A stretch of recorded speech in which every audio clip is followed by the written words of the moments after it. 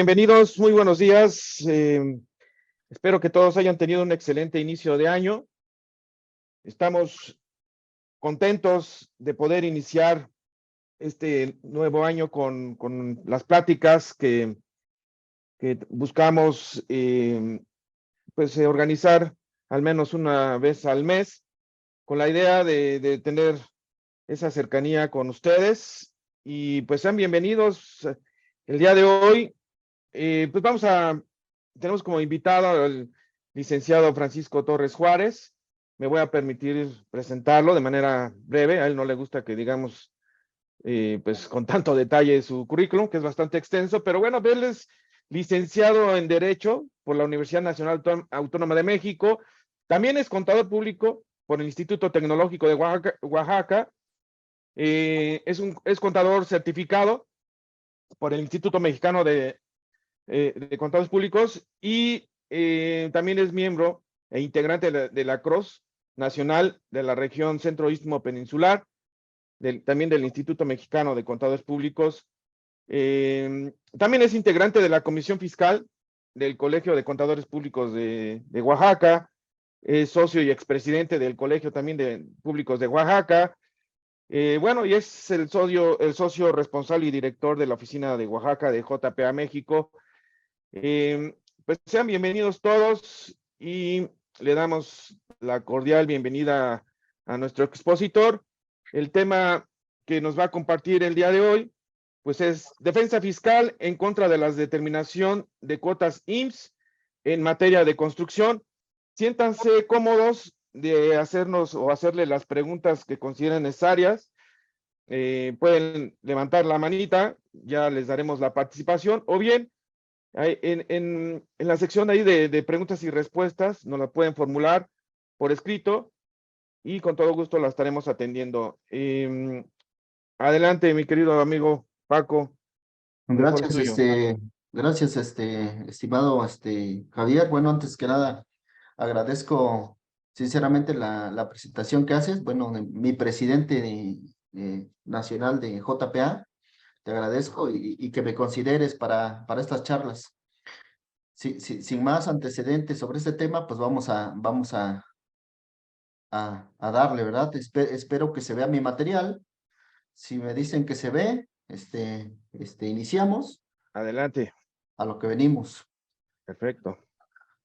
Créditos fiscales en la industria de la construcción, ilegalidades y defensa.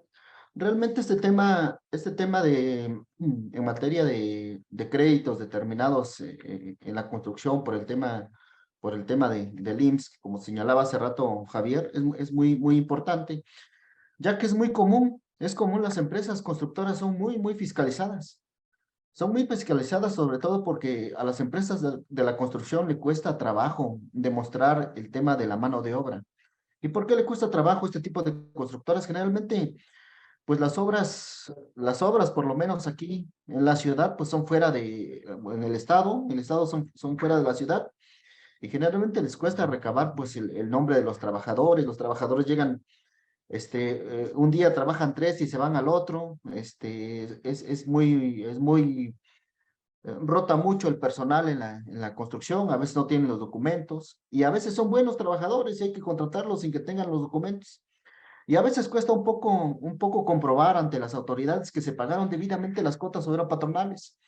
Así que quiero iniciar este tema con un tema de explicar a grandes rasgos este tipo de procedimientos. Existen dos tipos de procedimientos para determinar las cuotas obrero-patronales.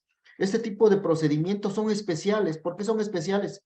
Precisamente porque no aplica el Código Fiscal de la Federación en respecto de los procedimientos tradicionales que conocemos. Es decir, desde mi punto de vista, y lo he sostenido en diferentes foros, no, la autoridad en este tema de la construcción, refiriéndome, perdón, al Instituto Mexicano de Seguro Social, la autoridad no puede realizar una visita domiciliaria, una revisión de gabinete para este tipo de contribuyentes que se dedican al tema de la construcción. ¿Y por qué no puede?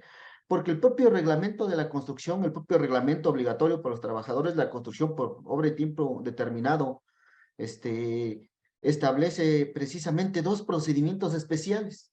Es decir, son procedimientos especiales creados ex profeso para revisar este tipo de contribuyentes. Sin embargo, la autoridad a veces se confunde y quiere realizar una visita domiciliaria o quiere realizar una revisión de gabinete cuando la propia disposición ha señalado, el propio reglamento del Seguro Social obligatorio para los trabajadores de la construcción, ha determinado que hay dos procedimientos especiales de revisión para este tipo de contribuyentes. Voy a iniciar con esto porque este tema es demasiado extenso. Espero no aburrirlos porque es extenso. Entonces, quiero a manera de preámbulo señalar que existen procedimientos especiales y que la autoridad no puede en primera instancia re, realizar un procedimiento de los tradicionales que conocemos, ya sea una visita domiciliaria o una revisión de gabinete o incluso una revisión electrónica. No podría porque para estas empresas se crearon, lo vuelvo a repetir, procedimientos ex profeso de revisión. Ahora ya que senté las bases de que la autoridad no puede realizar sino los procedimientos que señala el reglamento de la construcción para efectos del IMSS, estos dos procedimientos tienen dos formas de determinarse. Uno es la base presunta y otra es la base cierta. ¿Qué es esto? A falta de criterios en materia del IMSS, voy a poner de ejemplo esta tesis del Tribunal Federal de Justicia Administrativa, donde establece que es una determinación de base presunta y que es una determinación de base cierta, tratando de explicar ese tema. Dice el Tribunal Federal que las autoridades fiscales en materia de impuesto sobre la renta, impuesto al valor agregado o al activo que existía, podía presumir la existencia del valor actos o actividades activos. A ver, me voy a mover acá, porque si no, no alcanzo a ver, ¿no? Establece que se puede presumir la existencia, la cuantía de la existencia de contribuciones y establece un procedimiento especial para presumir la existencia del valor o actos o actividades o el valor de los activos. Sin embargo, cuando la autoridad cuenta con los elementos para determinar la contribución, ahorita voy a explicar un poquito más a detalle, cuando la autoridad cuenta con los elementos para determinar una contribución o crédito fiscal porque cuenta con la documentación suficiente para determinar la situación fiscal del contribuyente, como es su contabilidad, se encuentra entonces en posibilidad de determinar la utilidad fiscal con base en la documentación existente, es decir, se sale de la determinación presuntiva porque existe una determinación cierta, es decir, conoce los elementos de la contribución. Voy un poquito más a detalle. En materia de las construcciones, en la materia de construcción o los patrones que se dedican a la industria de la construcción, se establecen dos procedimientos, como ya les señalé hace rato, el artículo 12A y el artículo 18 del Reglamento del Seguro Social Obligatorio para los Trabajadores de la Construcción. Estos procedimientos son distintos. El artículo 12A y el 18, dicen los propios tribunales, parten de presupuestos distintos. Parten de presupuestos distintos, mientras que el artículo 12A parte de que el instituto tiene registrada la obra, el número de registro patronal, tiene suficientes elementos para requerir la información y documentación relacionada con la obra. El artículo 18 no, dice, mira, aquí en el artículo 18, el instituto precisamente tiene que precisar la naturaleza, existencia y cuantía de las obligaciones no cumplidas por el patrón, es decir, que tras el descubrimiento de la obra y de la cual no tiene registro alguno, el instituto está en posición de requerir información y documentación relacionada con la obra descubierta. Y con ello, a partir de ese punto, para determinar el cumplimiento de obligaciones del patrón, máxime que los preceptos legales contemplan plazos distintos para el instituto de arribar a conclusiones que alcance en cada caso en particular. Es decir, son procedimientos distintos. El artículo 12A es un procedimiento de determinación base cierta y el artículo 18 es un procedimiento de determinación de contribuciones base presunta. El artículo 12A, ¿por qué? Porque parte de los elementos que el propio patrón le proporcionó al instituto, como es el registro de la obra, las incidencias de obra y la relación de trabajadores que se presentan precisamente en el tema de CIROC. Y el artículo 18 dice, es que el instituto no tiene esos elementos para determinar la contribución. ¿Por qué? Porque el patrón precisamente no dio de alta la obra, no cumplió con el CIROC, no hizo registro alguno. Entonces, partimos que el instituto no tiene nada, por eso tiene que irse a una determinación presunta. Y llegamos a esta conclusión, es decir, ¿cuáles son las formas que la autoridad tiene para determinar la base de contribución? Pues entonces ya arribamos a la segunda conclusión. Únicamente tiene dos formas, es decir, puede determinar la base de la contribución con base a la base cierta o conforme a la base presunta. ¿Por qué conforme a la base cierta? Volvemos a lo mismo. La autoridad tiene con los elementos para determinar la base de la contribución. En materia de seguridad social, hablamos de 5 elementos, pues contiene el nombre de los trabajadores, su salario, los días trabajados, el periodo sujeto a cotización y el número de trabajadores. Y cuando es una base presunta, pues el propio instituto pues no cuenta con los elementos necesarios para determinar la contribución. Ahorita espero no aburrirlos. Esto es para fijar las bases de un tanto de la defensa de este tema, pero necesitamos comprender cómo es que el instituto llega a un procedimiento a otro, si no, no van a entender al final el tema de la defensa. Me gusta partir de este tema así, porque he tenido la fortuna de escuchar a otros compañeros abogados, ¿verdad? Que también que se digan ese tema, pero de repente les cuesta un poquito explicar por qué la determinación presunta y por qué la determinación en base cierta, es decir, no parten de estos elementos y creo que son necesarios para comprender a grandes rasgos cómo determina la autoridad en materia de construcción. Ahora, voy a explicarles un poquito qué es la presunción, precisamente para que le lleguemos a entender cómo es que la autoridad termina presuntivamente. Pues dice que una presunción, dice la Real Academia Española, que es la acción o efecto de presumir. El hecho que la ley tiene por cierto sin necesidad de ser probado. ¿Qué es esto? Existen dos tipos de presunciones como medios de prueba, las presunciones legales y las presunciones simples o humanas, es decir, tanto puede presumir, estas presunciones pueden venir en la ley como pueden ser presunciones del hombre humanas. Cuando son legales, estas presunciones pueden ser absolutas o relativas. ¿Cuál es la diferencia entre una y otra? Precisamente las absolutas no admiten prueba en contrario, así lo señala la ley. ¿Y sabes qué? Esta presunción que viene en la ley no puedes demostrarla, es decir, ya se considera de facto un hecho, es decir, es absoluta. Y las relativas siempre admiten prueba en contrario y subsisten mientras no se demuestre lo contrario, ¿verdad? Entonces, si nosotros nos encontramos una presunción absoluta en la ley, créanme que esa presunción absoluta es inconstitucional, es contraria a los derechos humanos. ¿Por qué? Porque toda persona tiene derecho a demostrar lo contrario, a demostrar lo contrario que se presume de ella o ciertos hechos que se presumen de ella. Entonces, si ustedes encuentran una presunción que no admite prueba en contrario, pues es totalmente contraria a los derechos humanos. Y hay algunas, por supuesto que las he identificado, y las presunciones simples humanos pueden ser judiciales porque las puede determinar un juez o precisamente cualquier persona. Eso también viene establecido en el Código Federal de Procedimientos Civiles y a grandes rasgos señala lo mismo. Dice, pues las presunciones son las que establece la ley o las que deducen de hechos comprobados. Las presunciones sean legales o humanas, admiten prueba en contrario, salvo que cuando las primeras exista prohibición expresa de la ley, es decir, está hablando de las presunciones absolutas. La parte que alegue una presunción solo debe probar los supuestos de la misma sin que le incumba la prueba de su contenido. La parte que niegue una presunción debe rendir la contraprueba de los supuestos de aquella. Para llegar a una presunción legal, se parte de un hecho conocido que la ley tiene por cierto para inferir la existencia de otro presumiblemente cierto que señala la ley. Ahorita les voy a poner un ejemplo. El hecho desconocido se considera cierto a partir de la evidencia lógica. Eso dice la teoría.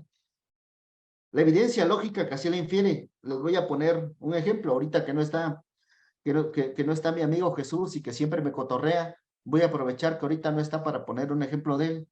Imagínense que el contador Jesús Prado, los que lo conocen, Imagínense que lo ven saliendo de un lugar de descanso, pues de esos que se llaman moteles. Y lo ve saliendo precisamente, vamos a suponer que lo ve saliendo precisamente su esposa, ¿verdad? Lo ve saliendo. ¿Qué creen que presumiría su esposa? Es decir, precisamente presumiría que Jesús fue a engañarla. ¿Por qué? Precisamente por la evidencia lógica del hecho. Es decir, ella no vio el hecho como tal, pero sí lo puede presumir. ¿Por qué? Es decir, parte de la evidencia lógica de un hecho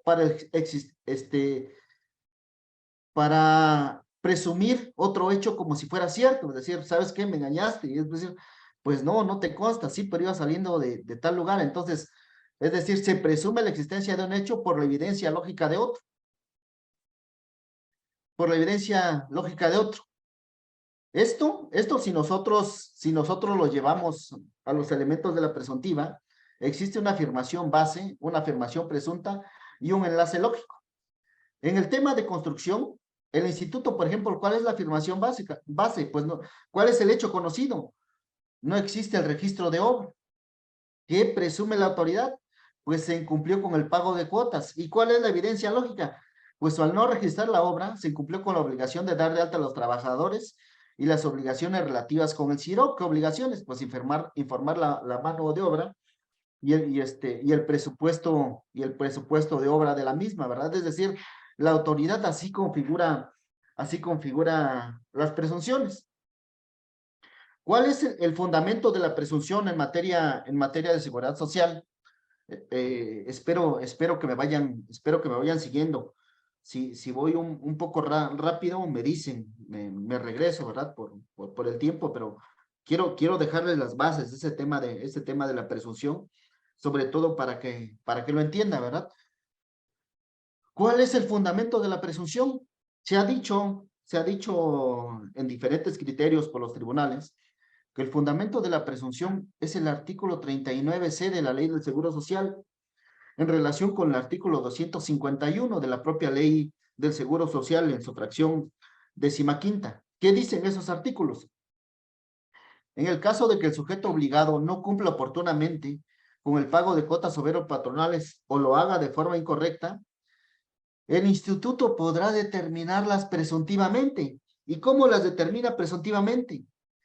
Dice, con base en los datos con los que cuente, con apoyo en los hechos que conozca con motivo del ejercicio de facultades de comprobación, a través de expedientes o documentos proporcionados por otras autoridades. Generalmente, estos son los documentos con los que cuenta la autoridad.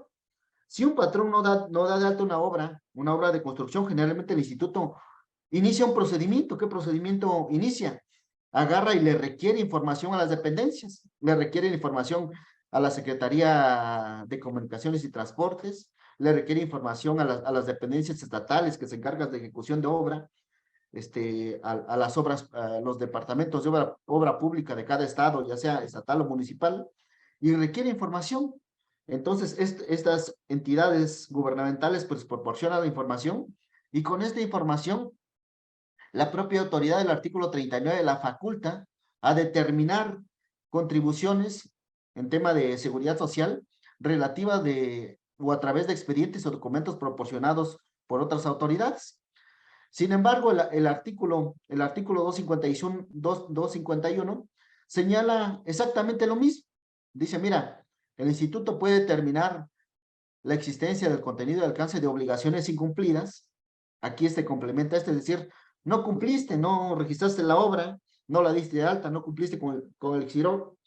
Lo puede hacer a través de los datos con los que cuente, con apoyos hechos que conozca con motivo del ejercicio de facultades de comprobación, o a través de expedientes o documentos proporcionados por otras autoridades. Sin embargo, este tema en la ley de 1973, que fue abrogada en 1997, este tema era diferente, es decir, decía determinar la existencia y contenido y alcance de obligaciones incumplidas por los patrones y demás sujetos obligados, aplicando en su caso los datos con los que cuente o los que de acuerdo a sus experiencias considere como probables. Esta oración, esta última oración señalada con azul, lo que de acuerdo a sus experiencias considere como probables, no fue transferido a la nueva ley vigente, a la ley vigente que está en vigor a partir de 1997. No fue motivo de esa reforma. Sin embargo, la determinación presuntiva está basada en esta oración, es decir, ¿por qué está basada en esta oración? Las autoridades del IMSS emiten cada año un acuerdo del Consejo Técnico, donde emiten unos costos de mano de obra y porcentajes o factores de obra, porcentajes o factores de obra cuando se trata de obra pública, precisamente porque en base a esos factores la autoridad determina cuánto es de mano de obra, porque no sabe cómo determinarla, pues entonces dice, tengo que hacer algo, entonces emite unos avisos de mano de obra, así le llaman avisos de mano de obra por acuerdo del Consejo Técnico, donde determina cuánto es la mano de obra de una construcción, de una carretera, de un edificio, y esto lo hace conforme a sus experiencias considera como probables, es decir, esta es la facultad que no fue transferida a la ley vigente, a la ley vigente. Sin embargo, esto ya se peleó. Lo primero de las primeras sentencias se decía, pues es que mira, fíjate que el 18 del reglamento del Seguro Social que faculta a la autoridad a determinar presuntivamente y fijar en cantidad líquida los créditos de las obligaciones incumplidas por los patrones, de acuerdo con las experiencias que considere como probables, es una facultad que viene en el artículo 251 y 150 de la Ley del Seguro Social de fracción 20 del reglamento interior del instituto. Y es evidente que los subdelegados cuentan con esa facultad a partir del juicio o conjetura que se formule por indicios que representen los datos que de acuerdo a sus experiencias considere como probables. Es decir, para llevar a cabo la determinación presuntiva del cumplimiento de obligaciones fiscales. Sin embargo, les vuelvo a repetir, esta oración, lo que de acuerdo a sus experiencias considere como probables, no fue pasado de la ley de 1973, que dejó tener vigencia en 1997, no fue pasada a la ley actual. No fue pasada la ley actual, únicamente para que lo tengan presente. Ahorita vamos a ahondar un poco más en ese tema. Entonces, ¿cuáles son los elementos de la determinación base cierta? Ya les dije hace rato, vamos a hacer un recordatorio, que el instituto tiene dos formas de determinar contribuciones. Lo puede hacer conforme a la base presunta o conforme a la base cierta. Conforme a la base cierta, existen ciertos elementos que obligan al propio patrón a cumplir con esos elementos y con los cuales la autoridad puede determinar la contribución, en este caso las cuotas obrero-patronales.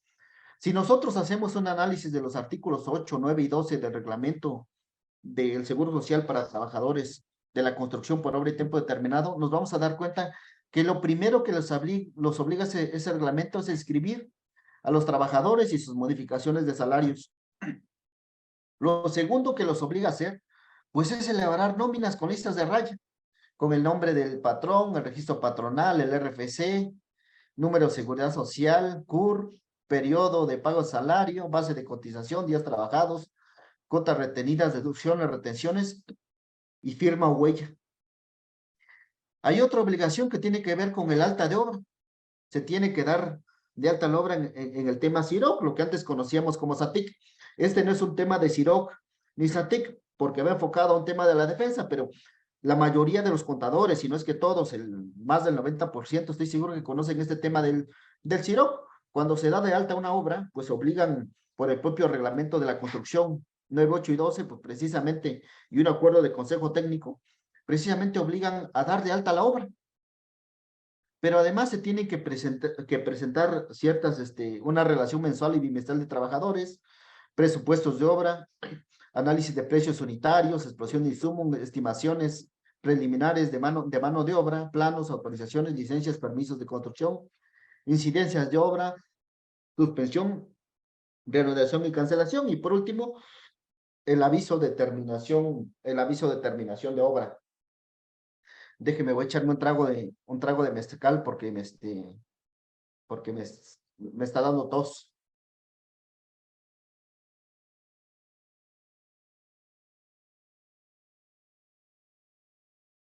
Entonces, este procedimiento que determina, que utiliza la autoridad para determinar precisamente el alcance o el incumplimiento de obligaciones por parte del...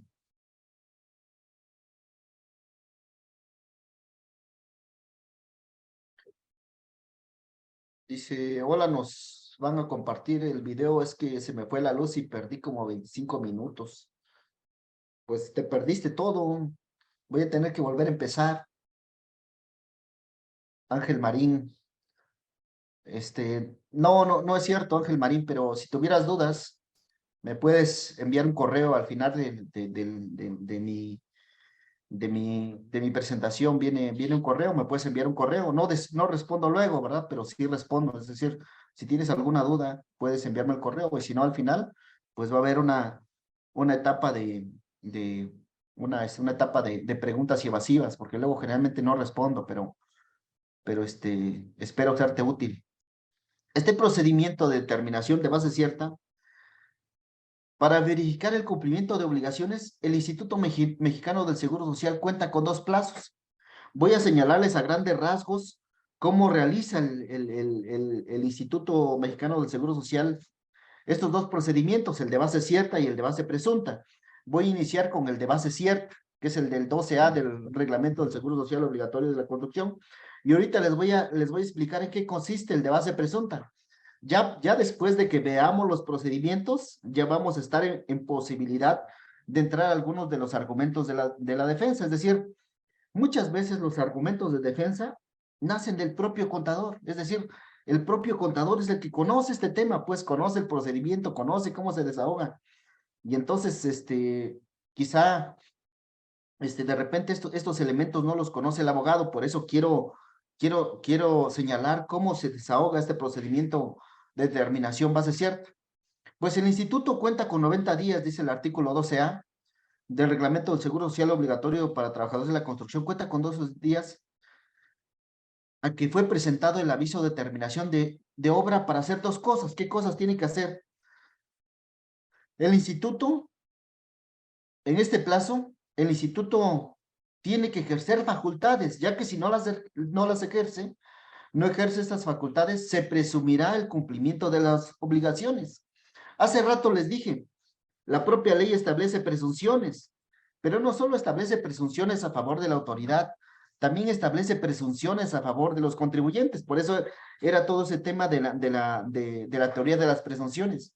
Aquí dice, se presumirá el cumplimiento por parte del patrón, ¿verdad? El cumplimiento de sus obligaciones. Es decir, si el instituto en este plazo de 90 días no ejerce facultades, pues se presume cumplido. Es decir, si el patrón cumplió con registrar la obra, presentó los avisos de incidencia de obra, presentó la relación de trabajadores de manera mensual o bimestral, si el instituto en 90 días, es decir, aquí no tiene un plazo de 5 años para revisar al patrón, ojo, aquí únicamente tiene 90 días. Si en esos 90 días no ejerce facultades, pues el instituto se dice en materia jurídica, más que pierda sus facultades, se dice que precluyó el derecho de la autoridad, precluyó el derecho de la autoridad para revisar al contribuyente. Ahora bien, puede ser que dentro de esos 90 días, el propio instituto diga, voy a ejercer facultades de comprobación. Sin embargo, lo tiene que hacer dentro de esos 90 días. Si no ejerce facultades dentro de esos 90 días, pues como les digo, se presumirá el cumplimiento de obligaciones, es decir, tiene que ejercerlas en los 90, las acciones de fiscalización. Si no las ejerce, en esos 90 días, pues presumirá el cumplimiento de las obligaciones. Y entonces, si lo hace dentro de esos 90 días, puede solicitar en una o dos más ocasiones datos, informes o documentos. El patrón cuenta solo con 10 días para entregar la información a partir de que fue notificado. Recibidos los datos o documentos, informes, el instituto cuenta con otros 90 días para decretar el cumplimiento o incumplimiento de obligaciones, es decir, no tiene 6 meses, no tiene un año para determinar un crédito fiscal, tiene 90 días hábiles, son 90 días hábiles para decretar si el patrón cumplió o no cumplió con el requerimiento.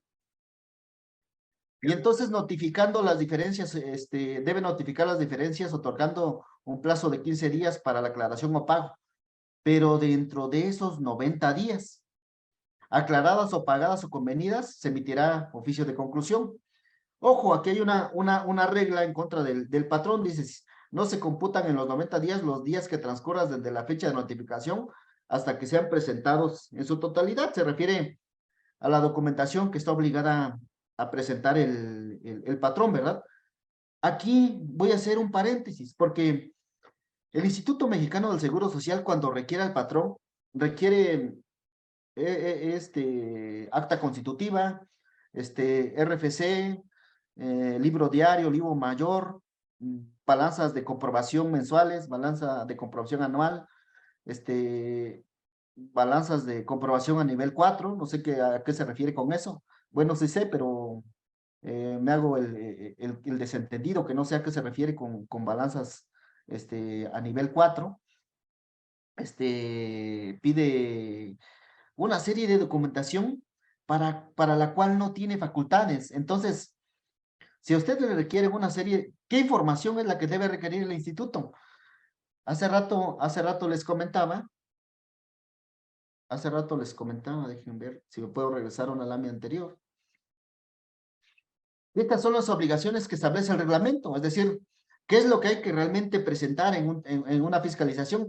Pues el tema de la inscripción de los trabajadores, las listas de raya, las nóminas, y todo el tema del CIROP, la relación mensual y bimestral de trabajadores, así como las incidencias de obra, ¿verdad? Que realmente se inscribió la obra en este sistema y el aviso de terminación de obra, es decir, la autoridad no puede requerirlos más allá de lo que establece la facultad en el procedimiento especial. ¿Por qué?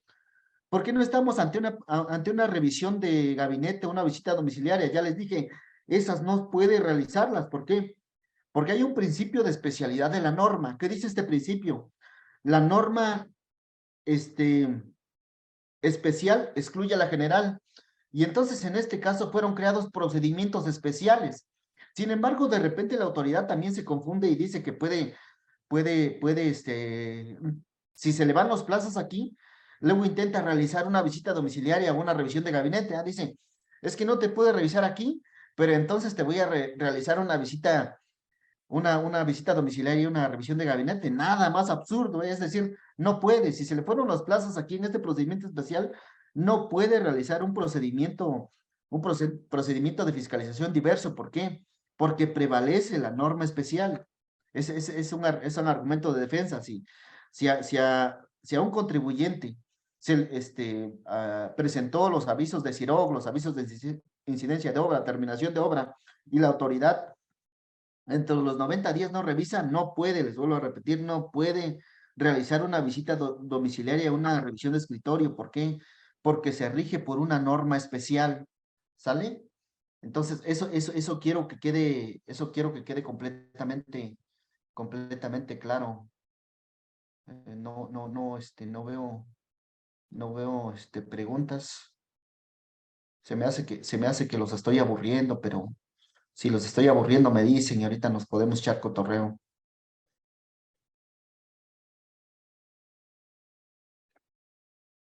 ¿Cómo se determina, cómo realiza la autoridad la determinación presunta?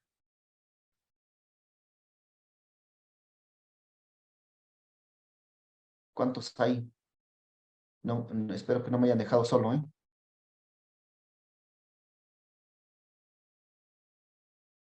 Nada de eso, amigo. Aquí estamos.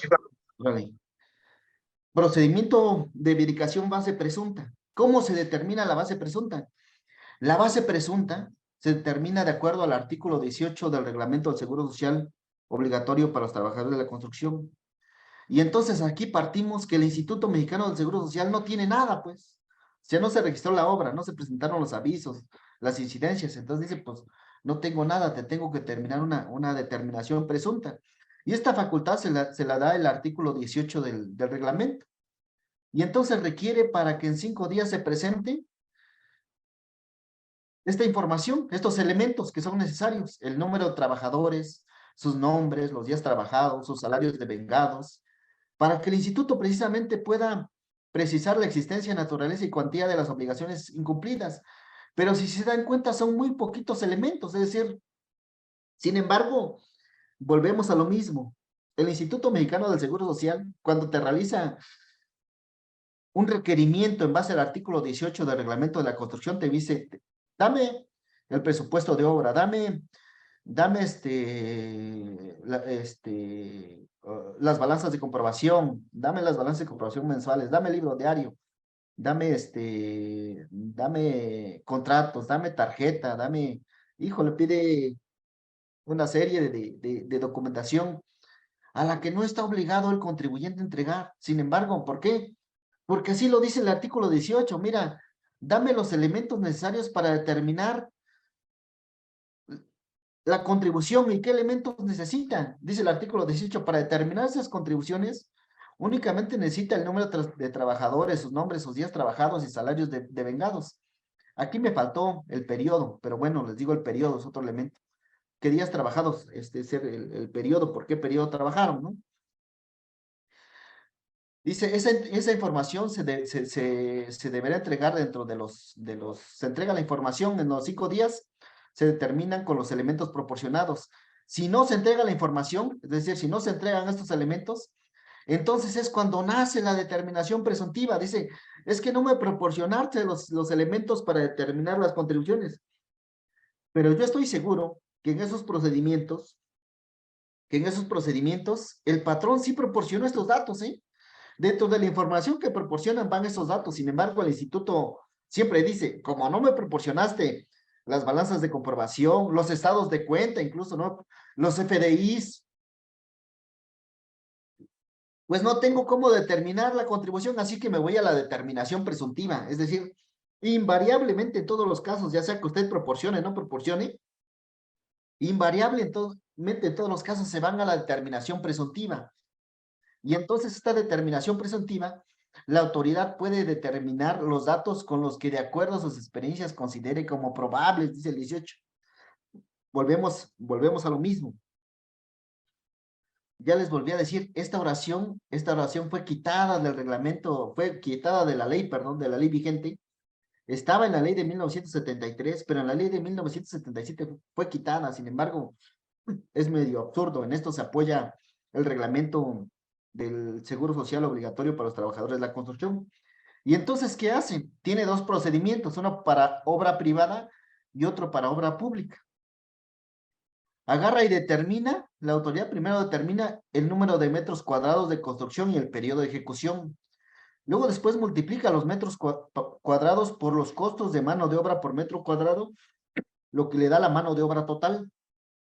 La mano de obra total la divide entre el número de días del periodo para sacar la mano de obra diaria, y la mano de obra diaria lo multiplica por los días de los meses transcurridos. Vamos a suponer que fueron 130 días, que la obra inició el 1 de enero, entonces agarra y dice, pues ya que llegó a la mano de obra diaria, dice, de este mes de enero vas a pagar las cuotas de febrero, de marzo y de abril, y 10 días de mayo, porque son 30 días son 130 días de obra, entonces 10 días de mayo, así hace, y entonces les aplica a estos montos de salario base de cotización mensual, les aplica los porcentajes de la ley del Seguro Social. Entonces ahora sí agarra la ley del Seguro Social, dice, ya sé el monto de la mano de obra mensual o el salario base de cotización mensual, y le voy a aplicar los porcentajes que establece la ley para cada uno de los seguros. Enfermedad sin maternidad, riesgos de trabajo, invalidez y vida, todo el tema de retiro, es decir, determina todas las cuotas en base a la ley, a la ley del Seguro Social, pero primero, ¿qué es lo que estima? Pues estima la mano de obra, pues, ¿no? La mano de obra, ¿por qué? Porque la mano de obra es la base de la cotización, o es la base del impuesto. Lo mismo, es el mismo procedimiento para el tema de obra pública, únicamente que ahí es más sencillo, agarra el importe del contrato que le proporciona la dependencia, lo multiplica por un factor de mano de obra, ese factor de mano de obra ya tiene la mano de obra total, entonces ya dice, bueno, ahora voy a dividir la mano de obra total entre el número de días del periodo para sacar la mano de obra diaria, la multiplico por los días de los meses transcurridos, y esos montos, pues les aplico, esos montos de cotización mensual que me da, pues les aplico los porcentajes que establece la ley, porque así lo determina la Ley de Obras Públicas y el artículo 18. El costo de mano de obra por metro cuadrado y el factor de mano de obra se actualizará por el IMSS cada periodo que incremente el salario mínimo. Les vuelvo a repetir, estos porcentajes vienen publicados en el Diario Oficial de la Federación y van saliendo cada año. Dice avisos para la mano de obra por metro cuadrado y factores o porcentajes para obra pública.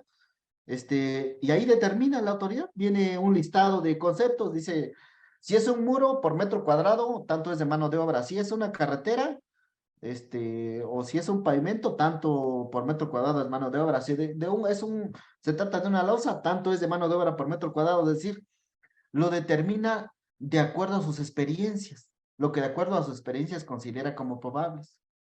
Una vez emitido el crédito, el patrón tiene 5 días para pagar o formular aclaraciones. Es decir,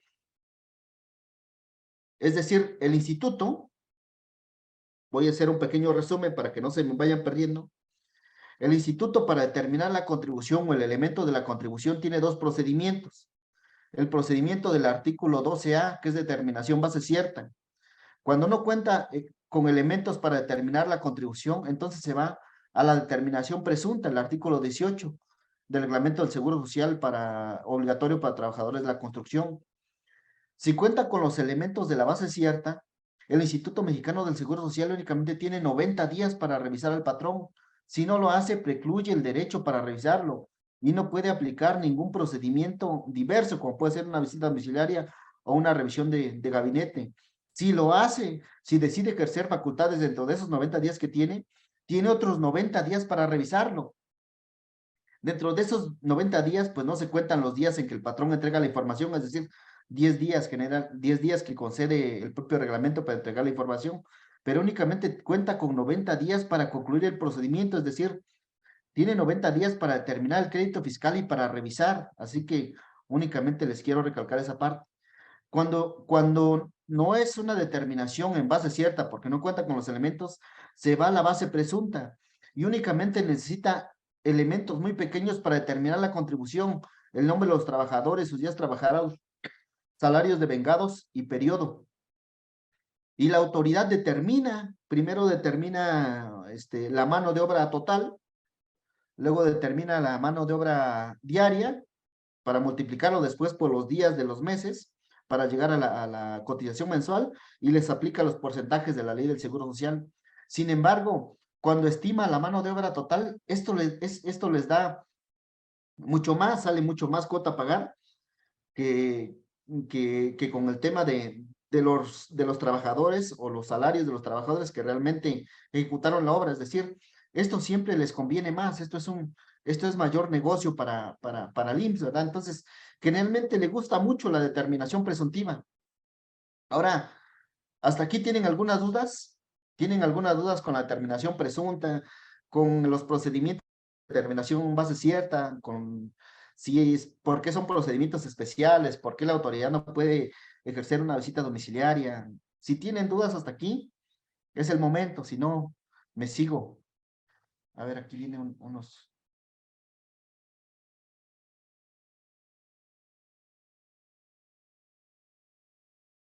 ¿Podría repetir, por favor, cuál es la norma especial? La norma especial es el artículo 12A, tratándose de base cierta.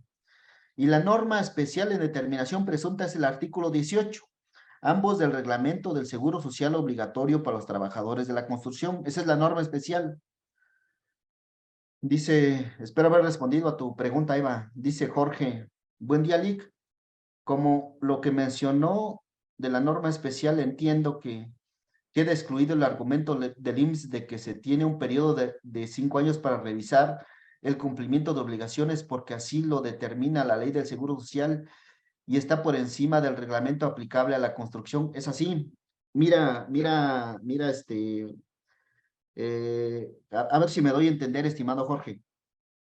El propio reglamento del Seguro Social crea un procedimiento especial. En primera instancia, está por encima la ley, está por encima la ley y luego el reglamento. Sin embargo, si el reglamento está de acuerdo a la ley, es decir, si ya se ha peleado el reglamento, si ha dicho que la autoridad tiene facultades en base al artículo 12 y el artículo 18, quiere decir que esos procedimientos son legales, ya fueron validados por un tribunal. Al haber sido validados, entonces están de acuerdo con la ley. Al estar de acuerdo con la ley y crearlos expresamente para revisar a los trabajadores de la construcción, se vuelven una norma especial.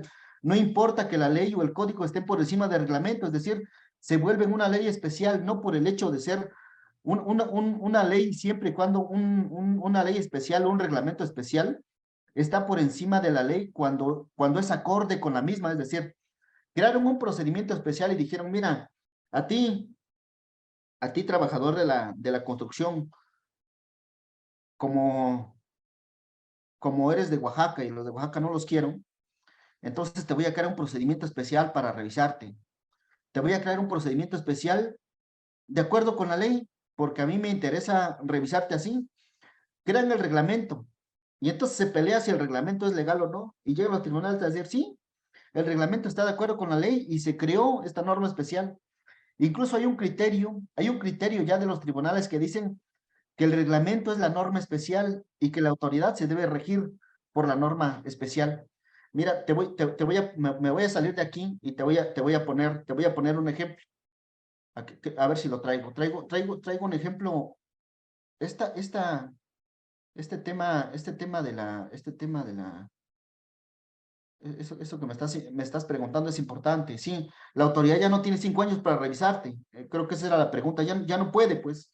Te lo vuelvo a repetir, únicamente tiene mm, tiene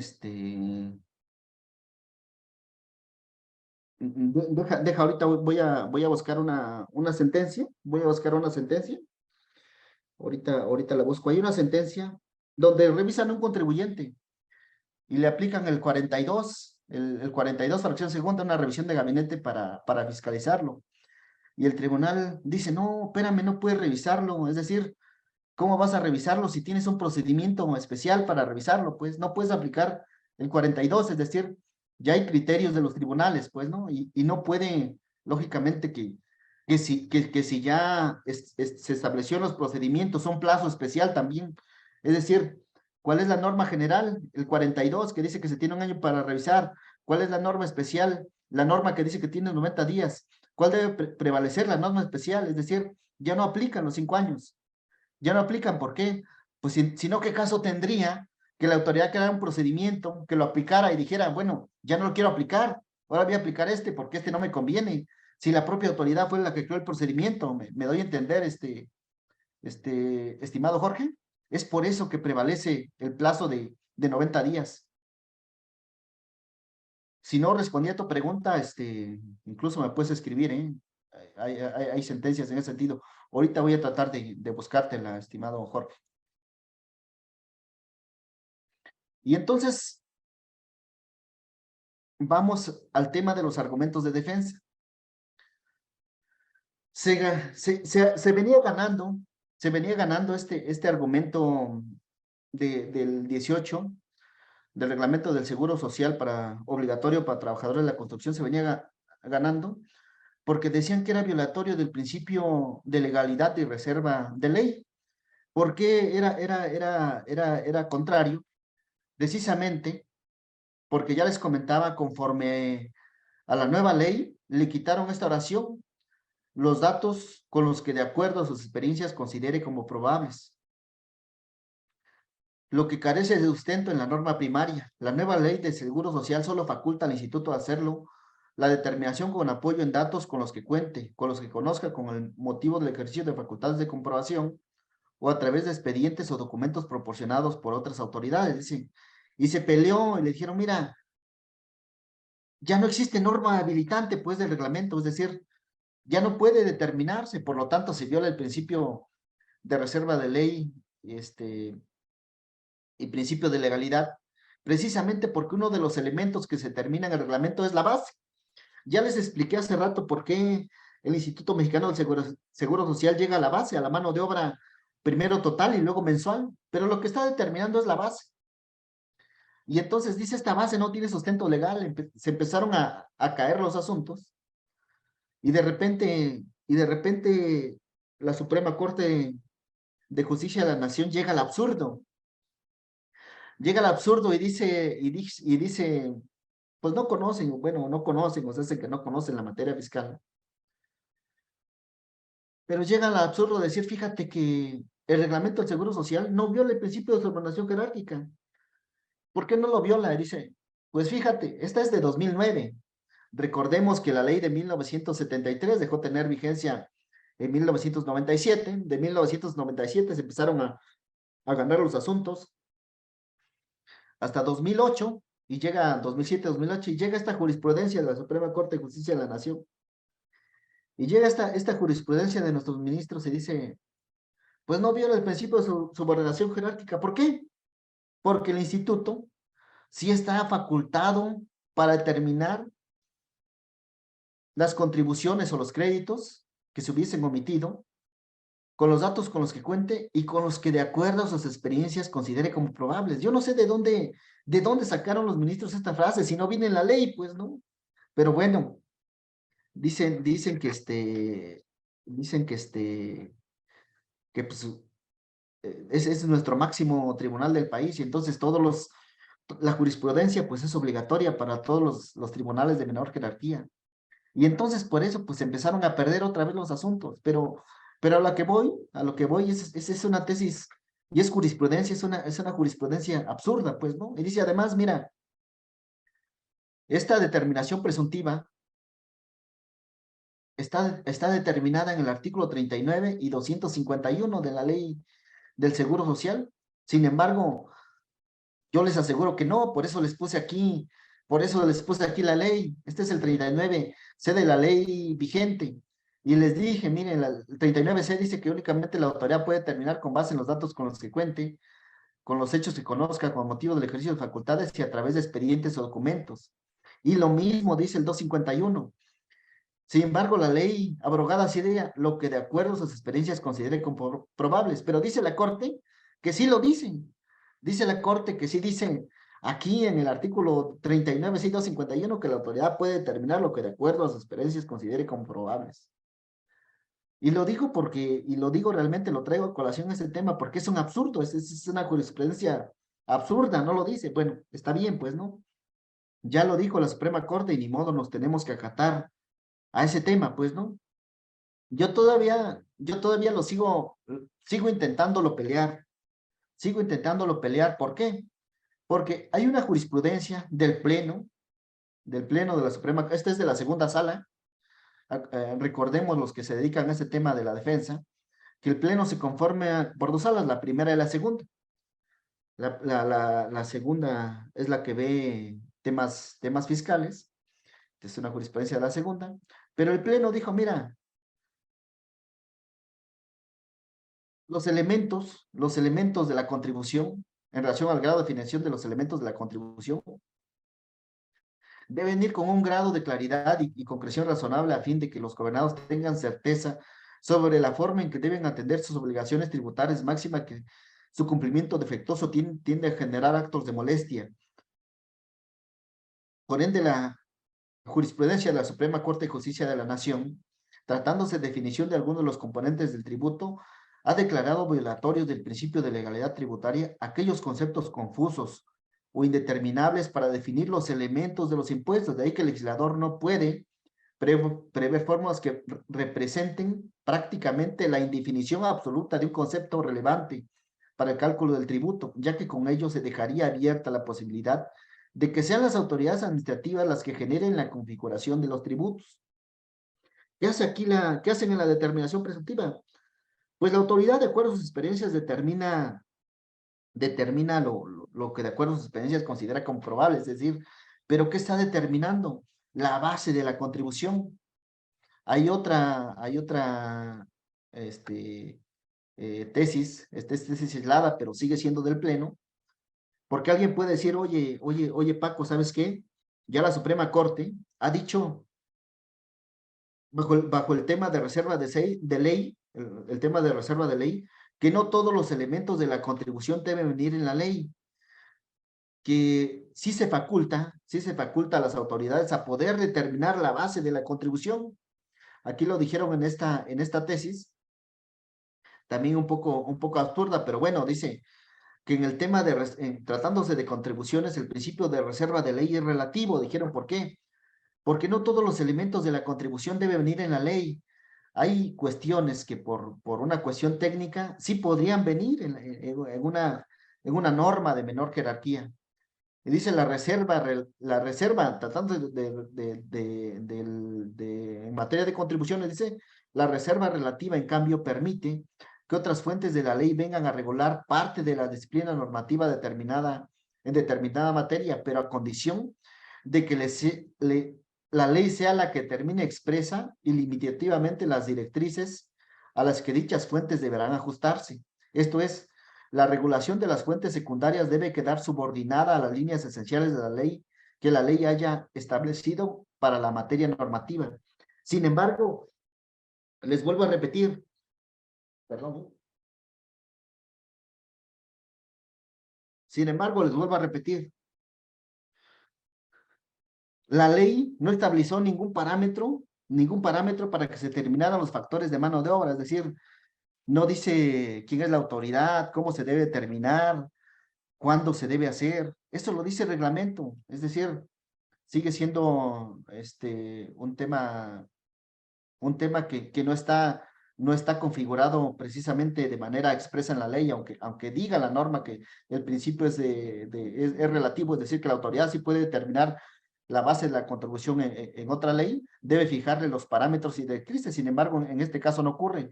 En este supuesto, la ley puede limitarse a establecer los principios y criterios dentro de los cuales la concreta disciplina de la materia reservada podrá posteriormente ser establecida en una fuente secundaria. Pero si tales remisiones, pero sin que tales remisiones hagan posible una regulación independiente, no claramente subordinada a la ley, lo que supondría una degradación de la reserva formulada a la Constitución por el legislador. Precisado lo anterior, este alto tribunal considera que en materia tributaria la reserva es de carácter relativo y dicen que la autoridad sí puede determinar un elemento de la contribución en una ley secundaria. Claro, lógicamente que la ley tiene que darle los parámetros, cómo hacerlo. Sin embargo, en este tema del seguro social no ocurre. Yo por eso, lo sigo aún peleando, pues para mí, estamos en un estado de incertidumbre jurídica con este tema, pues, ¿no? Sigo tocando piedra, pero alguien me puede decir, oye, Paco, es que es un argumento complicado, no me van a dar la razón.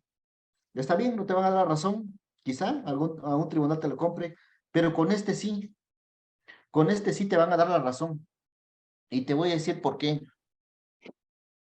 A ver, ¿dónde estamos? Oye, Paco, Sí, ¿sí me escuchas? sí, amigo, Oye, adelante, ¿te parece que le demos salida a unas preguntas que tenemos en el chat? ¿de acuerdo? Para, no sea que vaya a ser de algo que ya mencionaste anteriormente y se vaya quedando atrás. Mira, Eva nos pregunta, ¿qué tan cierto es que en base a una jurisprudencia, si se tienen dado de alta a los trabajadores como permanentes, no se debe presentar el CIROC? No conozco esa jurisprudencia, Eva, pero lo que hay es tesis de los tribunales federales y ahorita vamos a ver una precisamente en este apartado que nos toca ver. Perfecto. Ahorita te explico la diferencia, pero no hay jurisprudencia. Bueno, al menos yo no la conozco, no la he visto. No la he visto, pero sí hay interpretaciones ya los Tribunal Federal de Justicia Administrativa, donde dice eso de los trabajadores permanentes. Pero más que nada es una interpretación del propio reglamento, la cual te voy a explicar en este punto. Muy bien. Rogelio Martínez nos pregunta, el IMSS normalmente aplican el artículo para utilizar sus tabuladores de costo de mano de obra. que están altísimos y no se sabe cómo los determinan. No sé cuál es la pregunta, pero más bien Ajá, es un sí, sí. comentario. Sí, es tu comentario, sí, es cierto, Rogelio. Tiene razón, no dicen cómo lo determinan.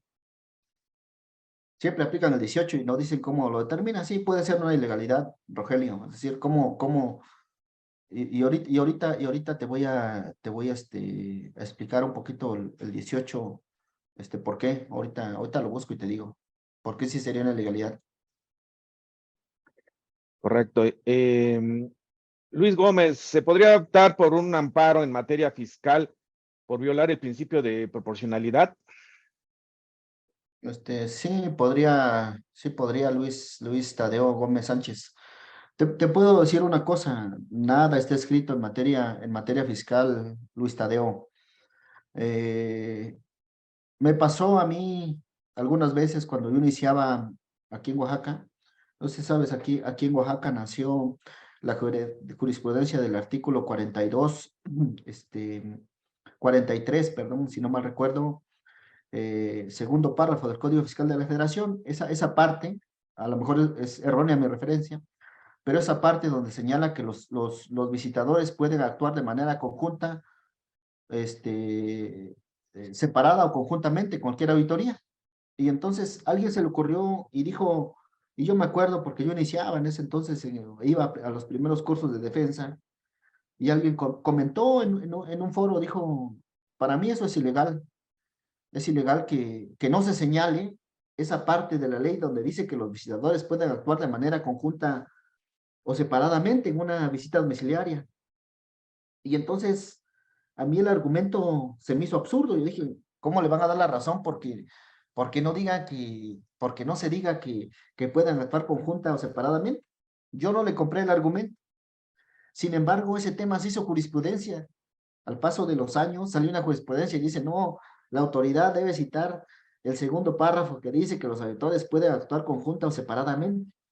Y entonces, desde entonces, aunque el argumento parezca absurdo, aunque es, es importante pelearlo. Lo más que puede pasar es que te digan que no prospera, pues, ¿no? Sin embargo, con esa resolución que te den, que digan que no prospera o que no es procedente del amparo, entonces, con eso ya ganaste, es decir, con eso vas a saber por qué, o sea, por qué tu argumento no tiene fundamento, y puede ser que lo mejores, o puedes que digas, no, pues sí tiene razón, pero por lo menos ya vas a ver por qué, pues, y eso para mí ya es una ganancia, así que adelante, amigo, plantéalo. ¿Me van siguiendo? Bueno, Correcto, amigo. Adelante. sale un tantito respondiendo a la pregunta de Eva, si cuando los trabajadores se dan de alta por tiempo determinado o como permanente se aplica el CIROC. Pues no, no aplica, no debería aplicar, pero no debería aplicar, no hay muchos criterios en ese sentido, quizá no se ha peleado. Pero te voy a decir por qué no aplica. Mira, no debería aplicar el reglamento, más que nada. Y lógicamente que el reglamento lleva todo el tema del CIROC. Porque el artículo 1, este es el reglamento del Seguro Social obligatorio para los trabajadores de la construcción, dice: las disposiciones de este reglamento norman obligaciones y derechos que conforme a la ley del Seguro Social tienen quienes, las personas físicas o morales, uno, que se dediquen en forma permanente o esporádica a la construcción, y que contraten trabajadores por tiempo determinado. Es decir, se tienen que dar las dos condicionantes, es decir, que se dedique la persona física o moral al tema de la industria de la construcción y que contrate trabajadores por tiempo determinado. Esa es la condicionante. Dice, así como los de los trabajadores contratados de la forma antes mencionada, pero se refiere a que contraten trabajadores por obra y tiempo determinado. Y el artículo 3 todavía lo aclara más. Bueno, lo cual quiere decir, mira, si tú contratas trabajadores por tiempo indeterminado, pues no aplicaría el reglamento del Seguro Social obligatorio para los trabajadores de construcción. No aplicaría, ¿por qué? Porque tiene dos condicionantes: que te dediques a la construcción y contrates trabajadores por tiempo indeterminado. Y si son por tiempo determinado, digo, por tiempo indeterminado o permanentes, pues no, te sales de la norma. Y esto lo aclara el artículo 3, dice, los trabajadores contratados por tiempo indeterminado se consideran como permanentes, aun cuando realicen trabajo en distintas obras de construcción con el mismo patrón, y su aseguramiento se regulará por las disposiciones relativas a la ley y sus reglamentos aplicables. Ya no dice, y se regirán, si tú contratas trabajadores por tiempo determinado, se regirán por este reglamento. Dice, por los reglamentos aplicables, es decir, la norma ya dice, ya te sales, ya te riges por la ley, te riges por los reglamentos aplicables, no por este. O sea, de manera tácita, pues aquí excluye este reglamento, pues. Entonces dice, estos que se contraten por tiempo determinado se rigen por la ley y por los reglamentos aplicables, ya no por este, pues. Esa es la interpretación. Y hay una tesis que es la única que yo he encontrado, es una tesis muy, muy interesante que precisamente resuelve esto, es del Tribunal Federal de Justicia Administrativa, ahí viene el número de juicio, es una tesis, pero esta tesis lo aclara, dice, este es del Tribunal Federal de Justicia Administrativa, pero está sencillo el argumento, ¿por qué? Porque la propia disposición así lo señala. Cúmpleme con estas condicionantes y aplica este reglamento, pero si son trabajadores por tiempo determinado, pues te sales, ya no es aplicable, pues, ¿no?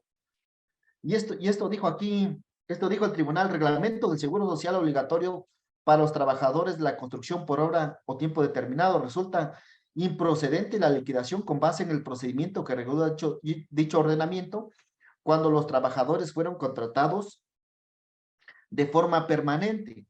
De acuerdo al artículo 1 del reglamento, se desprende que las disposiciones de dicho ordenamiento legal regulan las obligaciones y derechos de las personas físicas o morales que se dediquen en forma permanente o esporádica a la actividad de construcción y que contraten trabajadores por hora de tiempo determinado. Esta ahí es conjuntiva y que contraten trabajadores por hora de tiempo determinado, así como los trabajadores contratados en dicha forma y que presenten sus servicios en tal actividad, por lo que si el patrón acredita dentro del juicio contencioso administrativo que sus trabajadores son contratados por tiempo indeterminado, exhibiendo para ello contratos individuales de trabajo, así como los avisos de inscripción presentados. ¿Qué presentó este patrón? Únicamente presentó,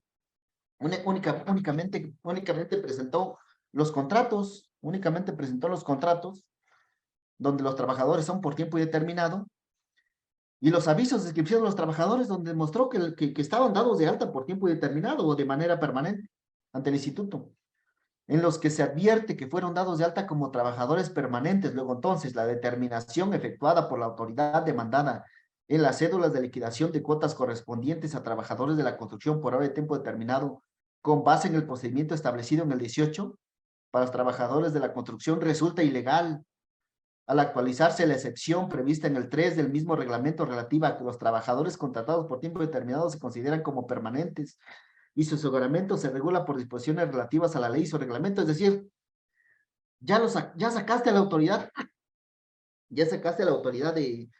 del tema de la construcción, ya no aplica, porque los trabajadores son permanentes, pues, ¿no? Y es un argumento de defensa poco explorado, pero aquí esta propia tesis lo dice, pues, ¿no? O sea, realmente pues ya sacaste a la autoridad. Únicamente para que aplique el reglamento se tienen que cumplir dos condiciones. ¿Cuáles? Que te dediques a la construcción y segunda, que tengas trabajadores por hora de tiempo determinado. Y si son por tiempo determinado, pues no aplica.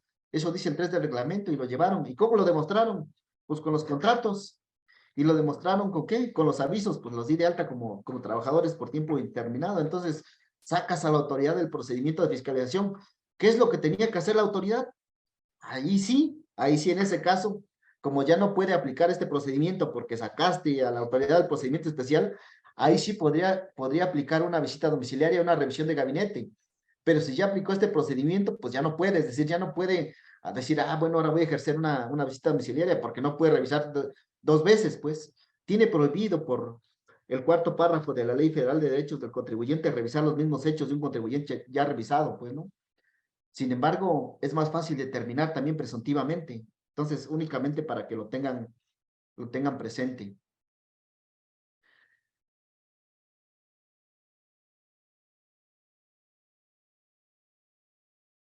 Hay una ilegalidad. Hay una ilegalidad. Les voy a poner el ejemplo de una ilegalidad el artículo 18 del reglamento del Seguro Social para trabajadores de la construcción, si bien establece un procedimiento muy sencillo, hace rato lo vimos, que la autoridad te requiere información para que se presente en el plazo de 5 días, y si dentro de ese plazo de 5 días no se presenta la información, ¿qué información? Donde la autoridad pueda determinar la naturaleza, existencia y cuantía de las obligaciones incumplidas. Entonces, en ese caso la autoridad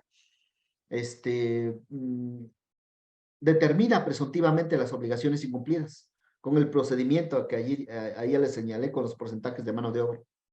Sin embargo, no establece ningún plazo para que pudiera concluir con la revisión de la determinación presuntiva. Y entonces se peleó y a alguien se le ocurrió, mira, ¿sabes qué? Esto contraría el principio de seguridad jurídica previsto en el 16 de la Constitución por el hecho de no prever un plazo para que el Instituto Mexicano del Seguro Social determine las obligaciones y notifique al patrón para ejercer facultades de determinación y liquidación de cuotas obrero-patronales. Y entonces dice la segunda sala, fíjate que sí puede regir su actuación por las normas regidas por el Código Fiscal de la Federación y la Ley del Seguro Social, pero ¿cómo? Sí, lo puede hacer de manera supletoria, es decir, el procedimiento de determinación presuntiva se vuelve procedimiento especial o principal y únicamente en lo que es defectuoso puede utilizar el código. ¿Es defectuoso en qué? En el plazo. Entonces, únicamente en el plazo para concluir, para emitir el crédito fiscal, ahí le vamos a dar 6 meses. ¿Por qué? Porque de acuerdo al 271, dice, en cuyo caso resulta aplicable supletoriamente el artículo 50 del Código citado, en tanto se asemeja al precepto del reglamento aludido, pues en ambos se prevé un mismo supuesto, esto es, la facultad de la autoridad para determinar contribuciones omitidas. De manera que conforme a la interpretación del artículo 18 del reglamento del Seguro Social, la autoridad tiene 6 meses para emitir identificación y resolución del crédito fiscal por cuotas obrero-patronales omitidas. ¿Por qué? ¿Por qué es importante esto? Porque la autoridad pensaba que tenía un año para revisar en determinación presuntiva y tenía 6 meses para emitir el crédito. Y dice la autoridad, no. Únicamente el procedimiento es muy sencillo.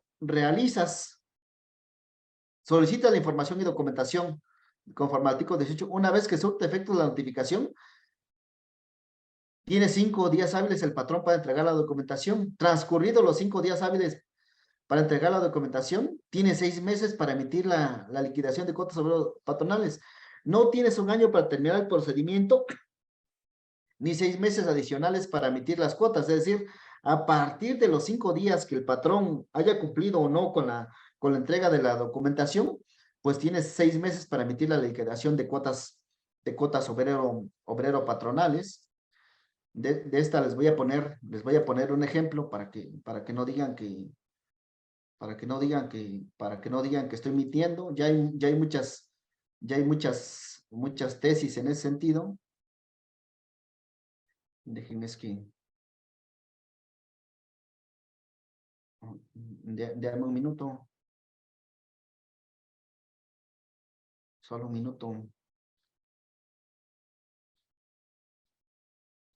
Solo un minuto.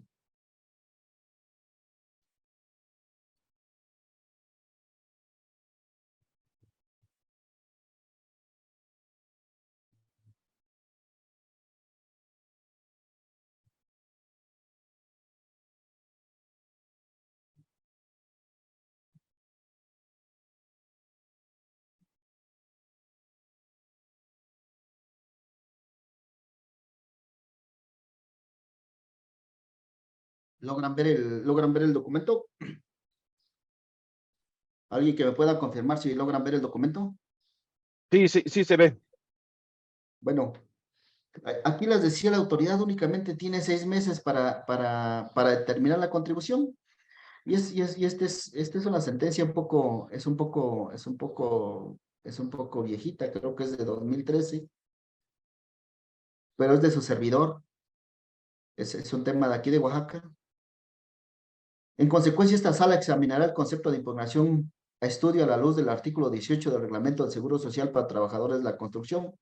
Señala que dice el artículo 18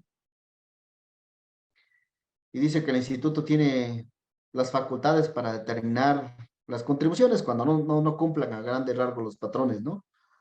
Dice, tiene todas esas facultades. El instituto notificará al patrón la liquidación para que dentro de 5 días hábiles siguientes adozca las declaraciones que tiene convenientes. Esto es que se refiere al procedimiento. Empero, esa norma reglamenta la facultad del Instituto Mexicano del Seguro Social para determinar y liquidar cuotas obreros patronales que conforme a la ley del Seguro Social, razón por la cual debe interpretarse sistemáticamente el artículo 2, fracción segunda y penúltimo párrafo del Código Fiscal de la Federación, que a la letra dice, señala lo que dice el 271, realmente habla de la supletoriedad, en lo no previsto expresamente en la ley del Seguro Social, el código, se aplica el código contando respecto de las disposiciones con todas las facultades que este código se refiere a la aplicación supletoria. Y aquí viene lo importante. Dice, en cuanto al plazo de 6 meses para que la autoridad fiscal emita y notifique la resolución determinante de créditos fiscales. Dice, tiene 6 meses. Y mira, tú iniciaste tu procedimiento, dice, notificado a la actora el 6 de marzo de 2012.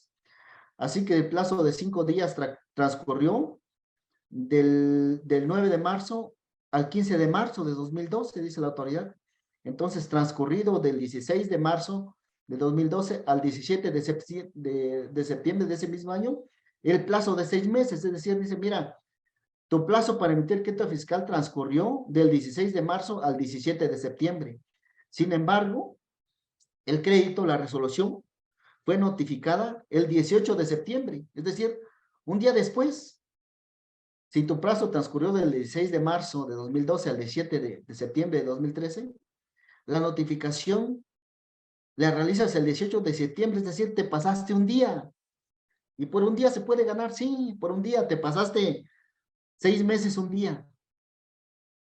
Entonces, ya estás fuera de plazo, es decir, no puedes emitir un crédito fiscal fuera de plazo, se te pasó el plazo para emitir el crédito fiscal y por lo mismo pues el crédito fiscal es ilegal, ya ni le entraron al estudio de que estaban bien determinadas las cuotas y no estaban bien determinadas, es decir, es importante el plazo, sí, y aquí nos dice la autoridad, pues mira, no se sobre el juicio y se declara la nulidad lisa y llana de la resolución impugnada, notifíquese, entonces, la autoridad únicamente tiene 6 meses para emitir el crédito fiscal una vez que transcurren los 5 días.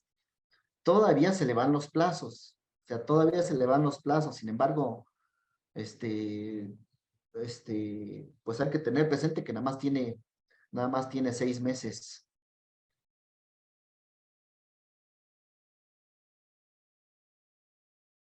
Tengo aquí unas preguntas. Rogelio Martínez García, ¿usted qué recomendaría? ¿Te refieres al amparo? Preséntalo mismo y di que viola el principio de reserva de ley. ¿Por qué? Con los argumentos que ya te dije hace rato, es decir, no se establecen los parámetros mínimos de la cláusula habilitante. Es decir, si bien la autoridad puede puede determinar presuntivamente o la base de la contribución puede estar en una ley secundaria, la propia ley tiene que definir los parámetros y no vienen esos parámetros en la legislación primaria para que se habilite la legislación secundaria. ¿Qué tanto recomendó hacer una autocorrección? Mira, sí, hacer una autocorrección. Si tú no quieres meterte, si no quieres entrar al pleito, está bien. Esto nada más es un tema por si quieres defenderte. Hay veces que el patrón, pues le determinan una cantidad muy alta, estimado Rogelio, determinan una cantidad muy alta y de repente dice, pues no la puedo pagar, o sea, no la puedo pagar. Entonces, si tú te quieres corregir y dices, bueno, yo me voy por la corrección, ya sea porque hay 2 tipos de correcciones, una que es inducida y otra que es a instancia de parte, pues te condonan las multas en esa autocorrección y quizás esa sea una buena alternativa al patrón, ¿no? El patrón es el que manda, ¿no? El patrón va a decir, pues yo no quiero pelear, bueno, vámonos a la corrección. Y si vas a la corrección y no estás de acuerdo con las cifras, incluso puedes abandonar la corrección.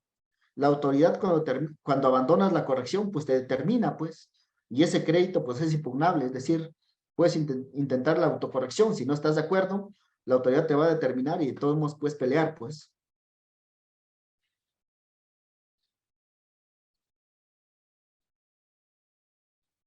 Así es, se interpuso el medio de defensa, Eva.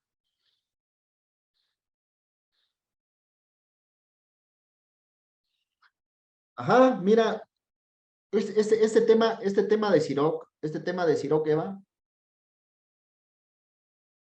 a ver, dejen sondear si no hay ahí, aquí autoridades del IMSS.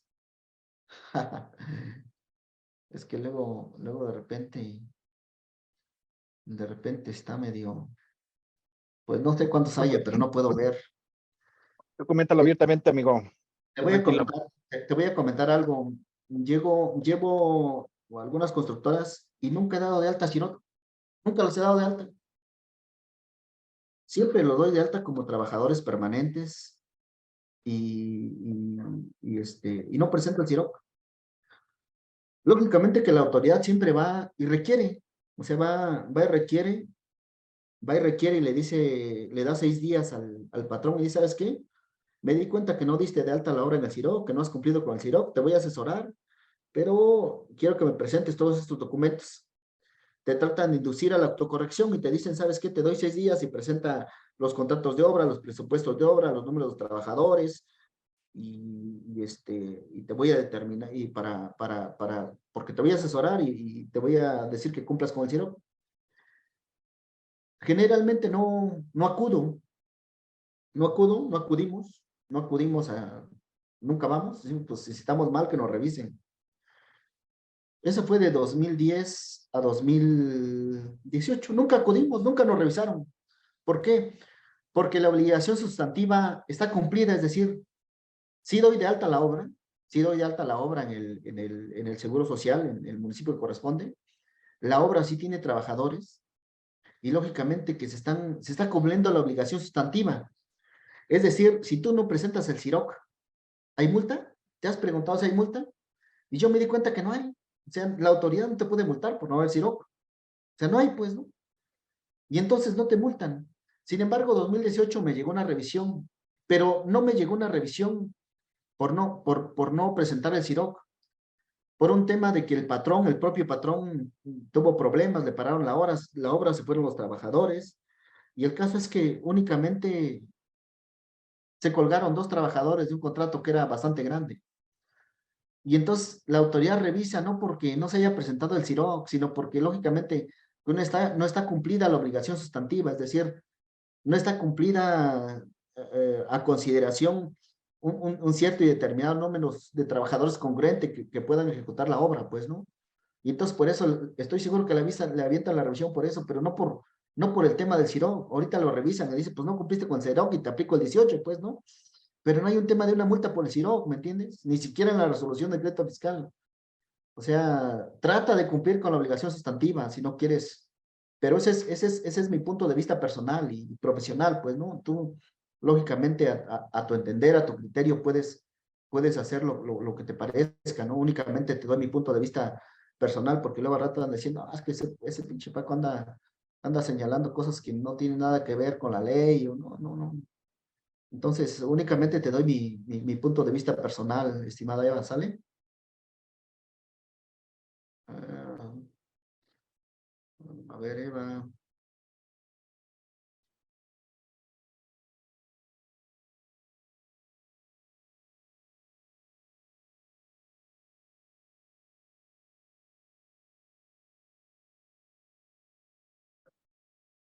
Espero haber respondido a tu pregunta. Yo no presento CIROC, pero es una cuestión personal y ya te expliqué mis motivos. Ahora tú dirás, ¿sale?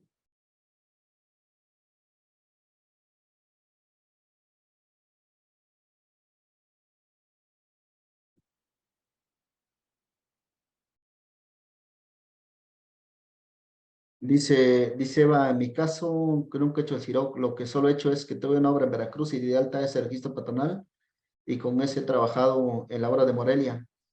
Ahí, Eva, como que no es muy congruente. Te voy a decir por qué.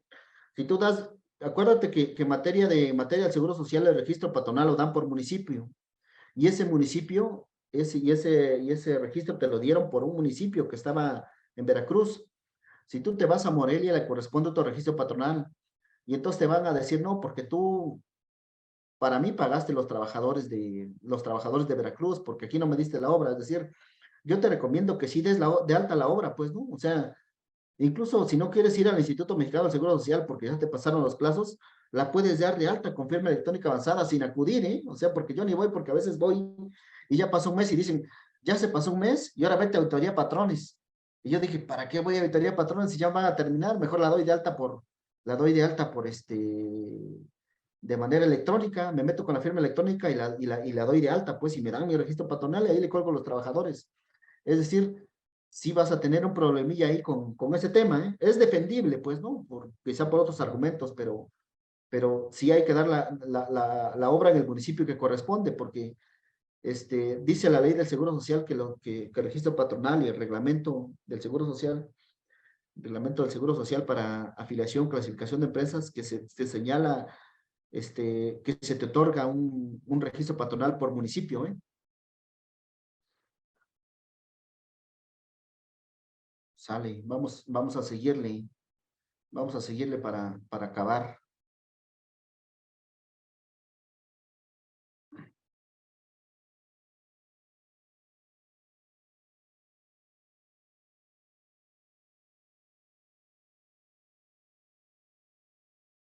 Aquí, hace rato ya les decía, ¿qué dice el artículo 18? Mira, si no se cumplió con la obligación de darle alta a la obra y de pagar las cuotas obreras patronales, la autoridad aplica un procedimiento y dice, serán notificados por el instituto para que dentro de 5 días hábiles siguientes a aquel que surta efecto la notificación respectiva le proporcionen los elementos necesarios, cuáles, número de trabajadores, sus nombres, sus días trabajados y sus salarios devengados. Estos 4 elementos necesita la autoridad para determinar la existencia, naturaleza y cuantía de las obligaciones incumplidas. Transcurrido dicho plazo, el instituto fijará las cantidades líquidas de los créditos, es decir, si no les proporcionas estos elementos, ¿cuáles? Los 4 que te señalo aquí, el instituto puede determinar ya de manera presuntiva. Sin embargo, el instituto, yo les decía, es muy común con que les proporciones esos elementos. Si tú les proporcionas listas de rayas, aunque no existan CFDIs, les proporcionas los números de trabajadores, dice, mira, este es el trabajador, esto ganaba, estos son los periodos trabajados, y es más o menos congruente con la obra, el instituto no puede determinarte presuntivamente. Y aquí hay una jurisprudencia que dice determinación presuntiva. El supuesto que no procede conforme al artículo 18 del reglamento del Seguro Social obligatorio para los trabajadores de la construcción por obra de tiempo determinado. Dice, en el supuesto en que no procede conforme al 18 del reglamento, dice, cuando el instituto en ejercicio de sus facultades de comparación requiera a los patrones que no cumplan con sus obligaciones, la información y documentación que contenga los elementos necesarios que le permita determinar la existencia, naturaleza y cuantía de las obligaciones incumplidas. Así se entenderá cumplido el requerimiento cuando el patrón entregue la información y documentación señalada en el 15 de la Ley del Seguro Social, que en el caso resultan los registros tales como nóminas, listas de raya, en que se asiente el número de trabajadores, sus nombres, números de días trabajados y sus salarios devengados. Sin embargo, no es procedente determinar presuntivamente las cuotas obreras patronales si la información y documentación exhibida por el patrón contiene los elementos necesarios, idóneos que permita a la autoridad determinar la existencia, naturaleza y cuantía de las obligaciones del patrón. Es decir, quiere sacar a la autoridad de la determinación presuntiva y que el crédito se vuelva ilegal, pues entrégale esos elementos. Dile, mira, estos son el nombre de los trabajadores, sus salarios, su periodo trabajado y su número de seguridad social. Y con eso le dices, mira, determíname en base a lo que señala la ley y la sacas de la determinación presuntiva. Si te quiere determinar presuntivamente, el crédito sería ilegal. Aquí te traigo otro argumento argumento de defensa. Este es muy novedoso, lo estoy explorando apenas, pero te voy a decir por qué te van a dar la razón. Ya te había comentado que el Instituto Mexicano del Seguro Social emite cada año, a través de un acuerdo del Consejo Técnico, avisos en los cuales da a conocer la mano de obra por metro cuadrado y los factores o porcentajes para obra pública según la ley de obras públicas. Y se ha establecido por los tribunales también que el instituto cuenta facultades de acuerdo al artículo 39C y 251 y 263 de la ley del Seguro Social y 18 del reglamento. Por eso puede emitir esos factores, han dicho los tribunales. Y esto porque hay precisamente una jurisprudencia que siempre nos anexa la autoridad cuando se defiende. Porque si tú has visto estos avisos, esos avisos vienen firmados también por la Dirección de Incorporación y Recaudación del propio instituto y también como por el secretario del Consejo Técnico. A ver si me doy a entender. Y entonces se peleó y dijeron, bueno, ¿quién lo emite? ¿Realmente lo emite el Consejo Técnico o lo emite la Dirección de Incorporación y Recaudación del propio instituto? Y entonces salió una jurisprudencia y dice, no, espérame, si bien lo firma el que lo está emitiendo realmente es el Consejo Técnico. Y así lo dijeron, mira, su emisión es atribuible al Consejo Técnico del Instituto Mexicano del Seguro Social. Esta es una jurisprudencia del 8 de marzo de 2013 y se advierte que dicho acto es emitido por el Consejo Técnico del Instituto Mexicano del Seguro Social en base al 39C y 251 de la Ley del Seguro Social y 18 del reglamento. Y no así la Dirección de Incorporación. Y dice, ya definimos eso. Pero lo que te quiero que aquí te quedes grabado son los fundamentos. Dice que lo emite conforme al 339.6 y 251, fracción 15 de la Ley del Seguro Social. Estos son los fundamentos de su emisión. Sin embargo, si tú checas el último publicado el 10 de febrero de 2022, que fue emitido mediante un acuerdo del Consejo Técnico el 26 de enero de 2022, dime qué artículos le faltan aquí a este acuerdo del Consejo Técnico. El que me diga los artículos se va a sacar una foto con el ponente de regalo.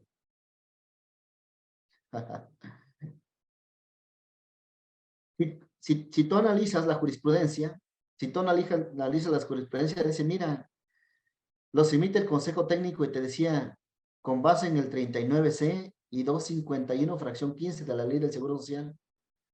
Sin embargo, desde que ganó esta jurisprudencia, es un caso que ganaron de 2013,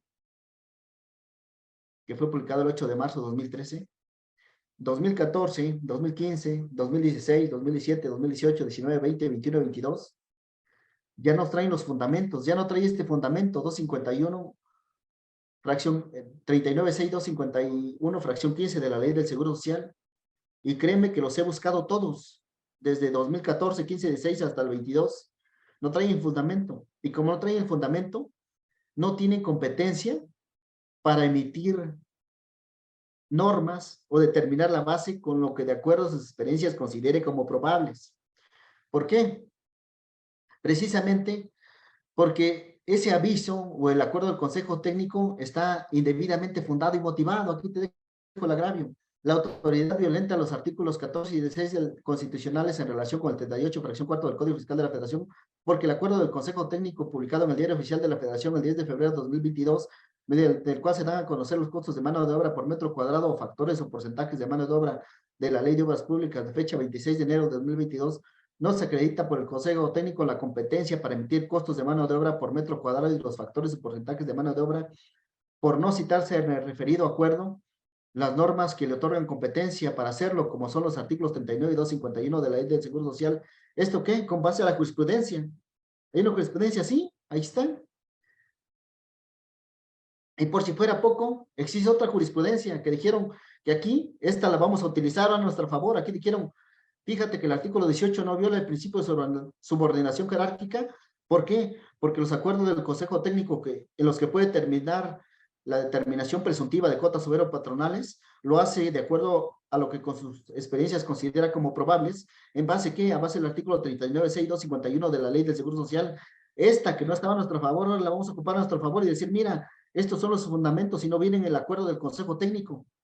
Y como no vienen en el acuerdo del Consejo Técnico y es un tema de competencia, por este tema te van a dar la razón. Es decir, existen criterios y la propia ley federal del procedimiento contencioso administrativo señala que los agravios de competencia son los primeros que debe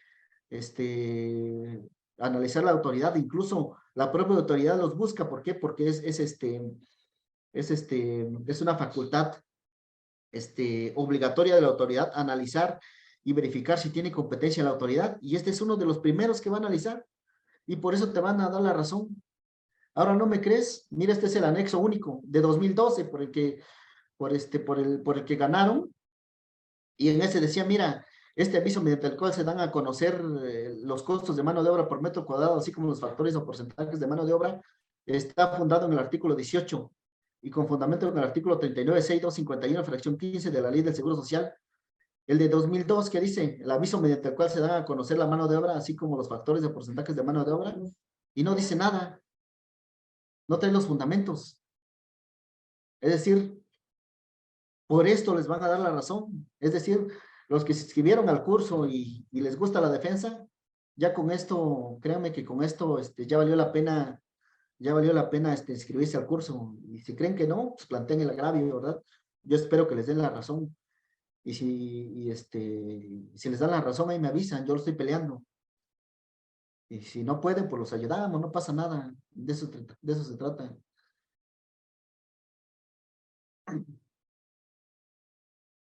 Recusión de la autoridad para emitir crédito fiscal una vez que fenecido el plazo de 90 días. Incluso ya hay hay varios criterios, pero este es el más importante. Ya les dije hace rato que la determinación base cierta, está bien, tú eres cumplido, tú presentaste los avisos de mano de obra, presentaste las incidencias de obra, registraste la obra, mandaste tu relación mensual y bimestral de trabajadores, cumpliste con escribirte en ese tema CIRO. La autoridad ya no puede revisarte dentro del plazo de 90 días.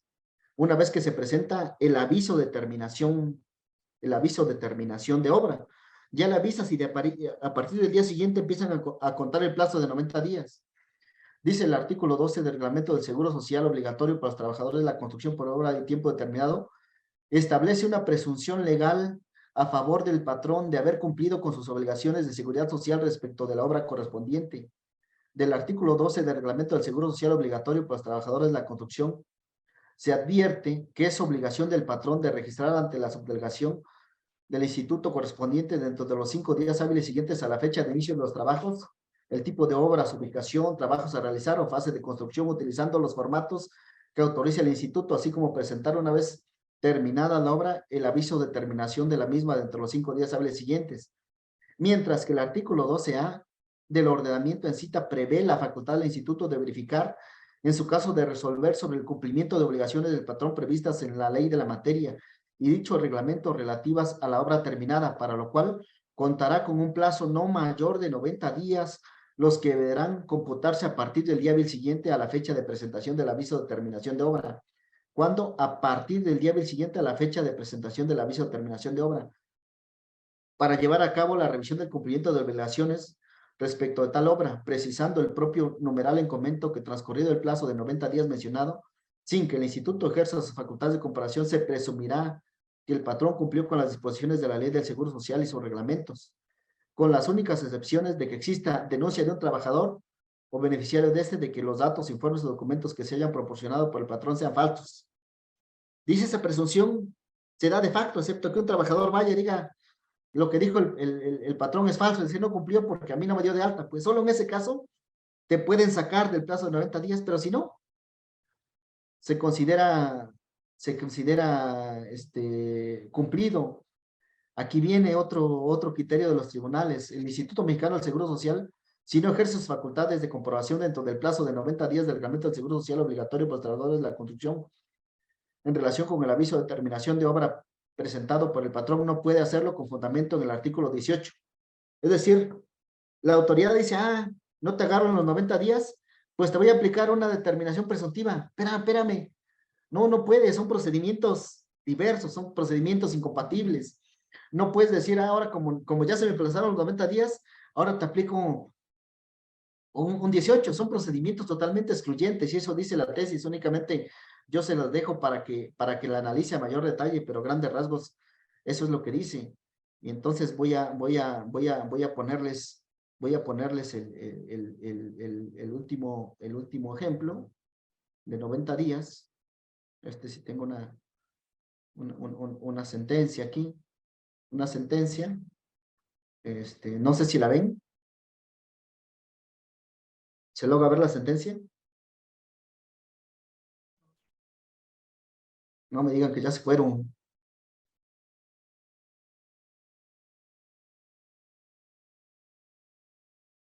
Nada de eso, amigo. Aquí estamos. Órale. Te estamos viendo todavía tu material. Deja Ah, de compartir y a ver. Ahora sí ya la ven. ahora sí, adelante. Y aquí lo mismo ocurrió. Se plantea el concepto de evaluación y dice el magistrado, mira, para mí el primer concepto de evaluación es fundado a la parte actora al señalar la resolución impugnada, toda vez que deriva de una revisión efectuada por la autoridad cuando ya habían caducado sus facultades de acuerdo con el artículo 12A del reglamento. ¿Esto por qué? Porque fue notificada, este es el inicio del procedimiento, fue iniciado el 1 de junio de 2011. Y entonces hace el análisis del estudio, señala algunas tesis, y aquí señala, mira, el 12A dice que el instituto contará con un plazo no mayor a 90 días contados a partir del día siguiente a la fecha de presentación del aviso. Solo cuenta con un plazo mayor a 90 días. Sin embargo, la resolución, ¿verdad? El aviso de terminación de obra fue presentado el 20 de enero, entonces el plazo de 90 días transcurre del 21 de enero al 31 de mayo. Dice, del 21 de enero al 30, transcurren los 90 días. ¿Qué te descuentan? Los días inhábiles y los domingos, y aquí señala qué días descuentan. Y dice, a mí el cómputo de 90 días en que podía revisar me da del 21 de enero. ¿Por qué? Porque el 20 de enero se presenta el aviso de terminación de obra. Al día siguiente empiezan a computar los 90 días y culminan el 31 de mayo. Sin embargo, el oficio de inicio de facultades, tú notificas el 1 de junio. Sin embargo, el 31 de mayo es la fecha que tenías, precisamente para iniciar tu revisión. ¿Pero qué? ¿Se te pasó por qué? Igual por un día. ¿Sí? ¿Cómo vas a iniciar facultades después de los 90 días? Y por lo tanto, pues lo que hayas determinado se considera ilegal, se declara nulidad lisa y llana de la resolución impugnada. Es decir, por eso nos dan la razón. ¿Sale? Y entonces, aquí, ¿sí ven nuevamente mi material? Ya voy a concluir para que no se aburran. Adelante, amigo. Todo bien. Estos procedimientos no se pueden mezclar. También hay otros criterios, pero dice, mira, el artículo 12A y 18 del Reglamento del Seguro Social contiene métodos distintos para verificar el caso, resolver el cumplimiento de obligaciones. Por ende, su aplicación debe de adecuarse a la hipótesis del precepto legal. Conforme al 12 y al 18, tiene dos métodos, en su caso, para determinar el cumplimiento, pero los mencionados son diferentes. El 12A parte de la premisa de que el instituto cuenta registrada la obra, cuenta con el número patronal, y tiene suficientes elementos para determinar las obligaciones incumplidas, mientras que el 18 se refiere a la facultad del instituto para determinar la existencia, naturaleza y cuantía de una obra que no fue dada de alta, es decir, una obra descubierta. Es decir, son procedimientos diversos y son incompatibles. Voy con mis conclusiones. El artículo 12 y 18 aplican a supuestos diversos. El artículo 18 aplica por no proporcionar los elementos para determinar la existencia, naturaleza y cuantía de obligaciones incumplidas. Es de base presunta. El 12, cuando sí se registró la obra, si hay avisos de CIROC y listado de trabajadores, entonces este es de base cierta. Ambos procedimientos son excluyentes. El artículo 12A establece dos plazos de preclusión de 90 días para que la autoridad no pueda ejercer facultades. Y otro, si decide ejercerlas, debe hacerlo dentro de los 90 días y el procedimiento dura 90 días. Si se presentan los elementos para determinar la existencia, naturaleza y cuantía de las obligaciones, no es aplicable el procedimiento de determinación presuntiva. ¿Cuáles elementos? Nóminas, listas de raya, donde vengan el nombre de los trabajadores, el número de seguridad social, su salario y los días trabajados. Con esos 4 elementos los sacas de la determinación presuntiva. Hay muchos agravios todavía en esta materia de construcción. Es un tema que pienso que más o menos conozco, que sí conozco un poco del tema. Yo realmente hasta ahí dejo en materia, no quiero andar más, pero hay otros agravios que se pueden plantear, que se pueden explorar. Hay agravios novedosos. Yo por lo pronto, yo le doy las gracias por su participación, sus aportaciones, sus comentarios. Si tienen dudas, pues aquí tenemos 10 minutos para resolverlas. Y si no da tiempo, pues Nos pueden seguimos, Paco, nos seguimos. echar un correo o algo. No pasa nada. Yo estoy a sus órdenes. ¿Sale? Gracias, mi estimado Paco. ¿Quieres responder las preguntas que están A ver. en el chat? Dice, entonces tendría que dar de baja el registro patronal de Veracruz. Puede ser por internet. No, el registro patronal de Veracruz, si lo dice de alta de manera presencial, solo de manera presencial lo puedes dar de baja. Sí puedes quitarle los trabajadores, darlos de baja y dar de alta la nueva obra y pasar los trabajadores. Ya después que le quitaste los trabajadores, puedes ir al instituto y dar de baja el registro patronal o ahí dejarlos sin trabajadores, como tú lo decidas. Juan Carlos Rueda López, amigo Juan Carlos, gusto saludarte. Un saludo hasta Acapulco.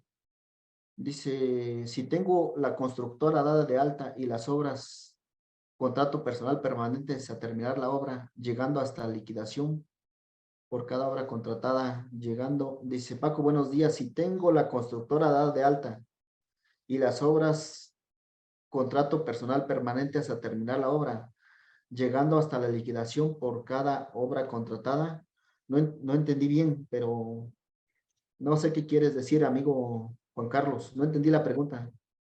Creo Ah, que miren el CIROC, viene abajo, ¿no? sí, viene abajo. No, yo sostengo nuevamente que no tienes por qué cumplir el CIROC. Lógicamente que el criterio de la autoridad es diferente al mío. La autoridad dice, sí, tienes que cumplir el CIROC, no importa que tengas trabajadores permanentes. Así que tú sabes si sigues el criterio de la autoridad o el criterio de tu servidor, o sea, es el que tú quieras. Tiene sus ventajas ser cumplido, ¿eh? O sea, también si tú eres cumplido, pues la autoridad tiene 90 días para revisarte, es decir, esa es la ventaja. Precisamente la autoridad tiene 90 días para revisarte, ya no puede revisarte. Si tú dices, pues yo no presento el CIROC porque no quiero, la autoridad tendría precisamente que utilizar algunos de los procedimientos, el 42, fracción segundo, tercera, revisión de gabinete o visita domiciliaria, porque también poco puede quedarse sin ningún procedimiento de fiscalización, ¿verdad? Pero ahí sí tendría los 5 años, pues esa sería la desventaja tal vez de que tú no quieras aplicar el CIROC. Sin embargo, la autoridad al revisarte se va a equivocar y te va a aplicar los procedimientos 12A y 18, pues, ¿no? Por lo menos eso viene haciendo hasta ahorita. Es decir, el acto está indebidamente fundado y motivado. Carlos Colli, amigo, un saludo hasta Cancún. La pregunta es que si transcurrido los 90 días que marca el reglamento y el patrón presta el oficio para informar dicho ofrecimiento, la autoridad está obligada a responder. En caso que no responda, ¿qué se puede hacer? Puedes iniciar un juicio, es decir, la norma no dice que la autoridad esté obligada a emitirte un documento donde diga que ya precluyó su derecho, es decir, la norma no tiene ese alcance. La norma viene establecida como una presunción a favor de la empresa de que ya no se pueda revisar y entonces hacer valer los medios de defensa. Sin embargo, tú dices, órale, ¿qué es lo que puedo hacer para que la autoridad diga que ya precluyó su derecho? Tienes que hacer una consulta, estimado Carlos, una consulta a la autoridad, pero en base al artículo 8 constitucional. ¿Por qué en base al artículo 8 constitucional? Porque precisamente ese artículo obliga a las autoridades a responder. Tú dices, yo quiero que me respondas si tienes derecho o no a revisarme. porque esto dice que precluye a tu, en tu perjuicio esta presunción a favor porque ya cumplí con mis obligaciones. Y entonces la autoridad te va a responder que no, que realmente te va a responder que no, va a decir, no, yo te puedo revisar cuando yo quiera y es más, tengo 5 años para revisarte y te va, o sea, te va a responder que no, pues, de eso tenlo por seguro. Y ya con esa respuesta, pues ya puedes iniciar un amparo o puedes iniciar un juicio ante el Tribunal Federal de Justicia Administrativa, lo que quieras, amigo Carlos, pero es pleito, o sea, no te lo va a conceder, como tú lo quieres, te va a decir que no y vas a tener que iniciar un juicio. Lógicamente que eso tendría sus ventajas porque realmente no hay garantía, no hay nada, pues, ¿no? Y excepto únicamente el 11º mandamiento, ¿verdad? Dar de comer al abogado.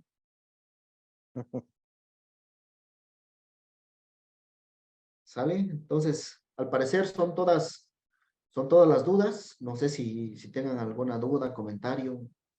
Parece que hay dos más, Paquito. Ah, sí, aquí viene, ¿no? Ahí vienen, ahí vienen. Dice, cuando se tiene contratos gubernamentales, se solicita la autocorrección para documentar el entero de cuotas correspondientes, lo que implica acudir a la autoridad. ¿Qué recomendaría al respecto, Lidia? Sí, si tú no quieres el pleito y consideras que estás más o menos en lo correcto, tienes muy poquitas cuotas a pagar, puedes optar por la corrección y ir a la autoridad y decirle, por la corrección, tienen los formatos, la autoridad tiene los formatos incluso ya para la autocorrección, donde te pide cierta información que tiene que ver con el presupuesto de obra, las balanzas de comprobación, esa información, porque la revisa y la autoridad dice, órale, me vas a pagar tanto. Y entonces te da 15 días para pagarlo. El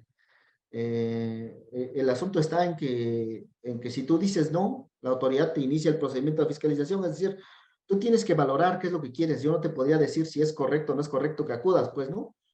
Te digo, depende de tus cartas, depende de lo que quieras pagar, depende de si el patrón quiere pelear o no, pues no. Depende de muchas circunstancias.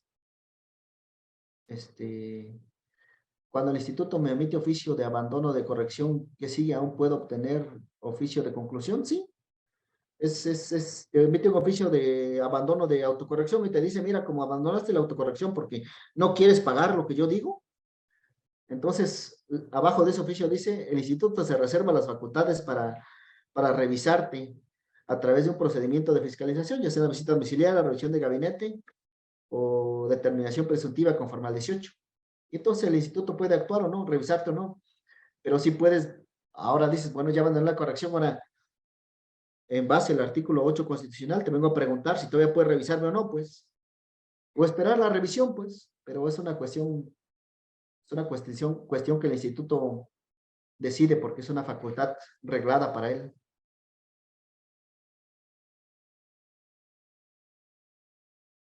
¿O a qué te refieres con oficio de conclusión? Ah, es que creo que el IMSS emite un oficio a veces donde está de acuerdo.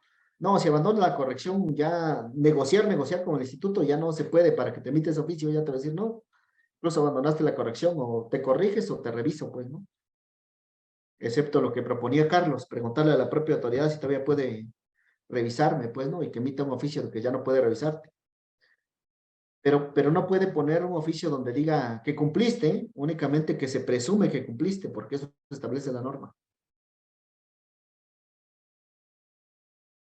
Así es, estimada Luz Carmen o Altamirano. Excelente, Paquito. Excelente. Pues parece que son todas las. Ah, mira, Eva te escribe otra duda. Una duda, si ya no se obtuvo obra en octubre, ¿se debe presentar el IXOE en ceros cuatrimestralmente? Ah, te refieres al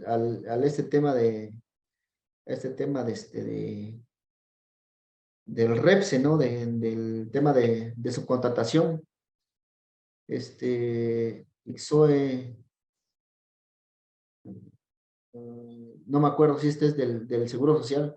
Si es del Seguro Social, el Seguro Social sacó unas reglas que se presenten declaraciones, aunque no tengas contratos, por el tema de subcontratación, aunque no tengas contratos, se tiene que presentar la declaración, digamos, en ceros, es decir, sin contratos, sin información. que no es una obligación que venga en la ley, pero de acuerdo a las reglas sacadas por el instituto de este tema del ICSOE, sí se tiene que presentar en cero la información. Que sea legal es otra cosa, ¿no? O sea, pero sí se tiene que seguir enviando esta información de que en ese periodo no se tenían trabajadores bajo el régimen de subcontratación, de la subcontratación permitida o trabajos especializados. Guadalupe Marrón, buen día, disculpen, no puede entrar al tiempo, ¿saben si subirán la grabación? Eh, Es ahí la donde, respuesta es sí. Les vamos a compartir el video una vez que esté editado y lo tengamos listo a través de redes sociales. Y sí, se va a subir al canal de JPA México, al canal de YouTube. Entonces, esténse pendientes para los que no pudieron participar o para los que lo quieren volver a escuchar. La verdad es que una plática muy interesante. Sí va a estar compartida. Y bueno, también el material, Paquito, si lo permites, también se los podríamos compartir vía correo electrónico. sí, sin problema, sin problema. Excelente. No me gusta que me suban a YouTube, pero bueno, lo que diga el jefe, ¿sale? Es que luego de repente hablo de más, pero bueno, está bien. No, por eso, oye, para eso cuando vamos a editar para que queden hasta el principio las bromas que hiciste con Jesús y todo. Oye, sobre todo cuando lo ventilaste, de dónde ibas saliendo y todo, pues fue un Sí, magnífico ejemplo, pero ventilaste a nuestro amigo. sí, hombre. Es que no estaba, por eso lo hice, ¿Quién ¿sale? le Pero manda? porque luego me Oye, agarra pues, la botana, para sí, que no está? exacto, que ¿Sale? si yo se aguanta. Gracias, Guadalupe. Pues parece que no hay más preguntas. Pues muchas gracias, amigo. Muchas gracias, Paco.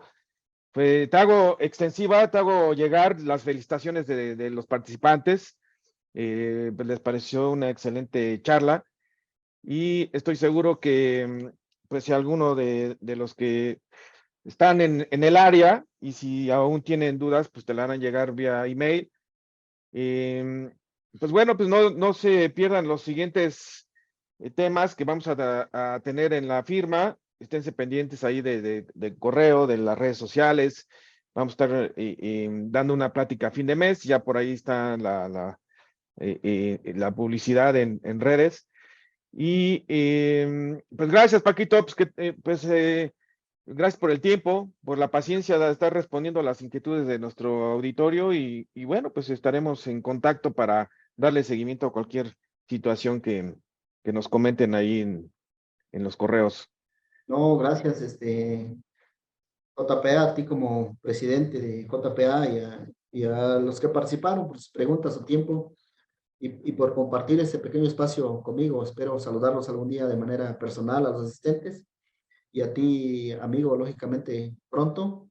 Estamos en contacto. Un abrazo a todos. Estoy seguro que muy pronto haremos una presencial, donde estarás, por supuesto, invitado y bueno, esperando también contar con toda la participación del auditorio.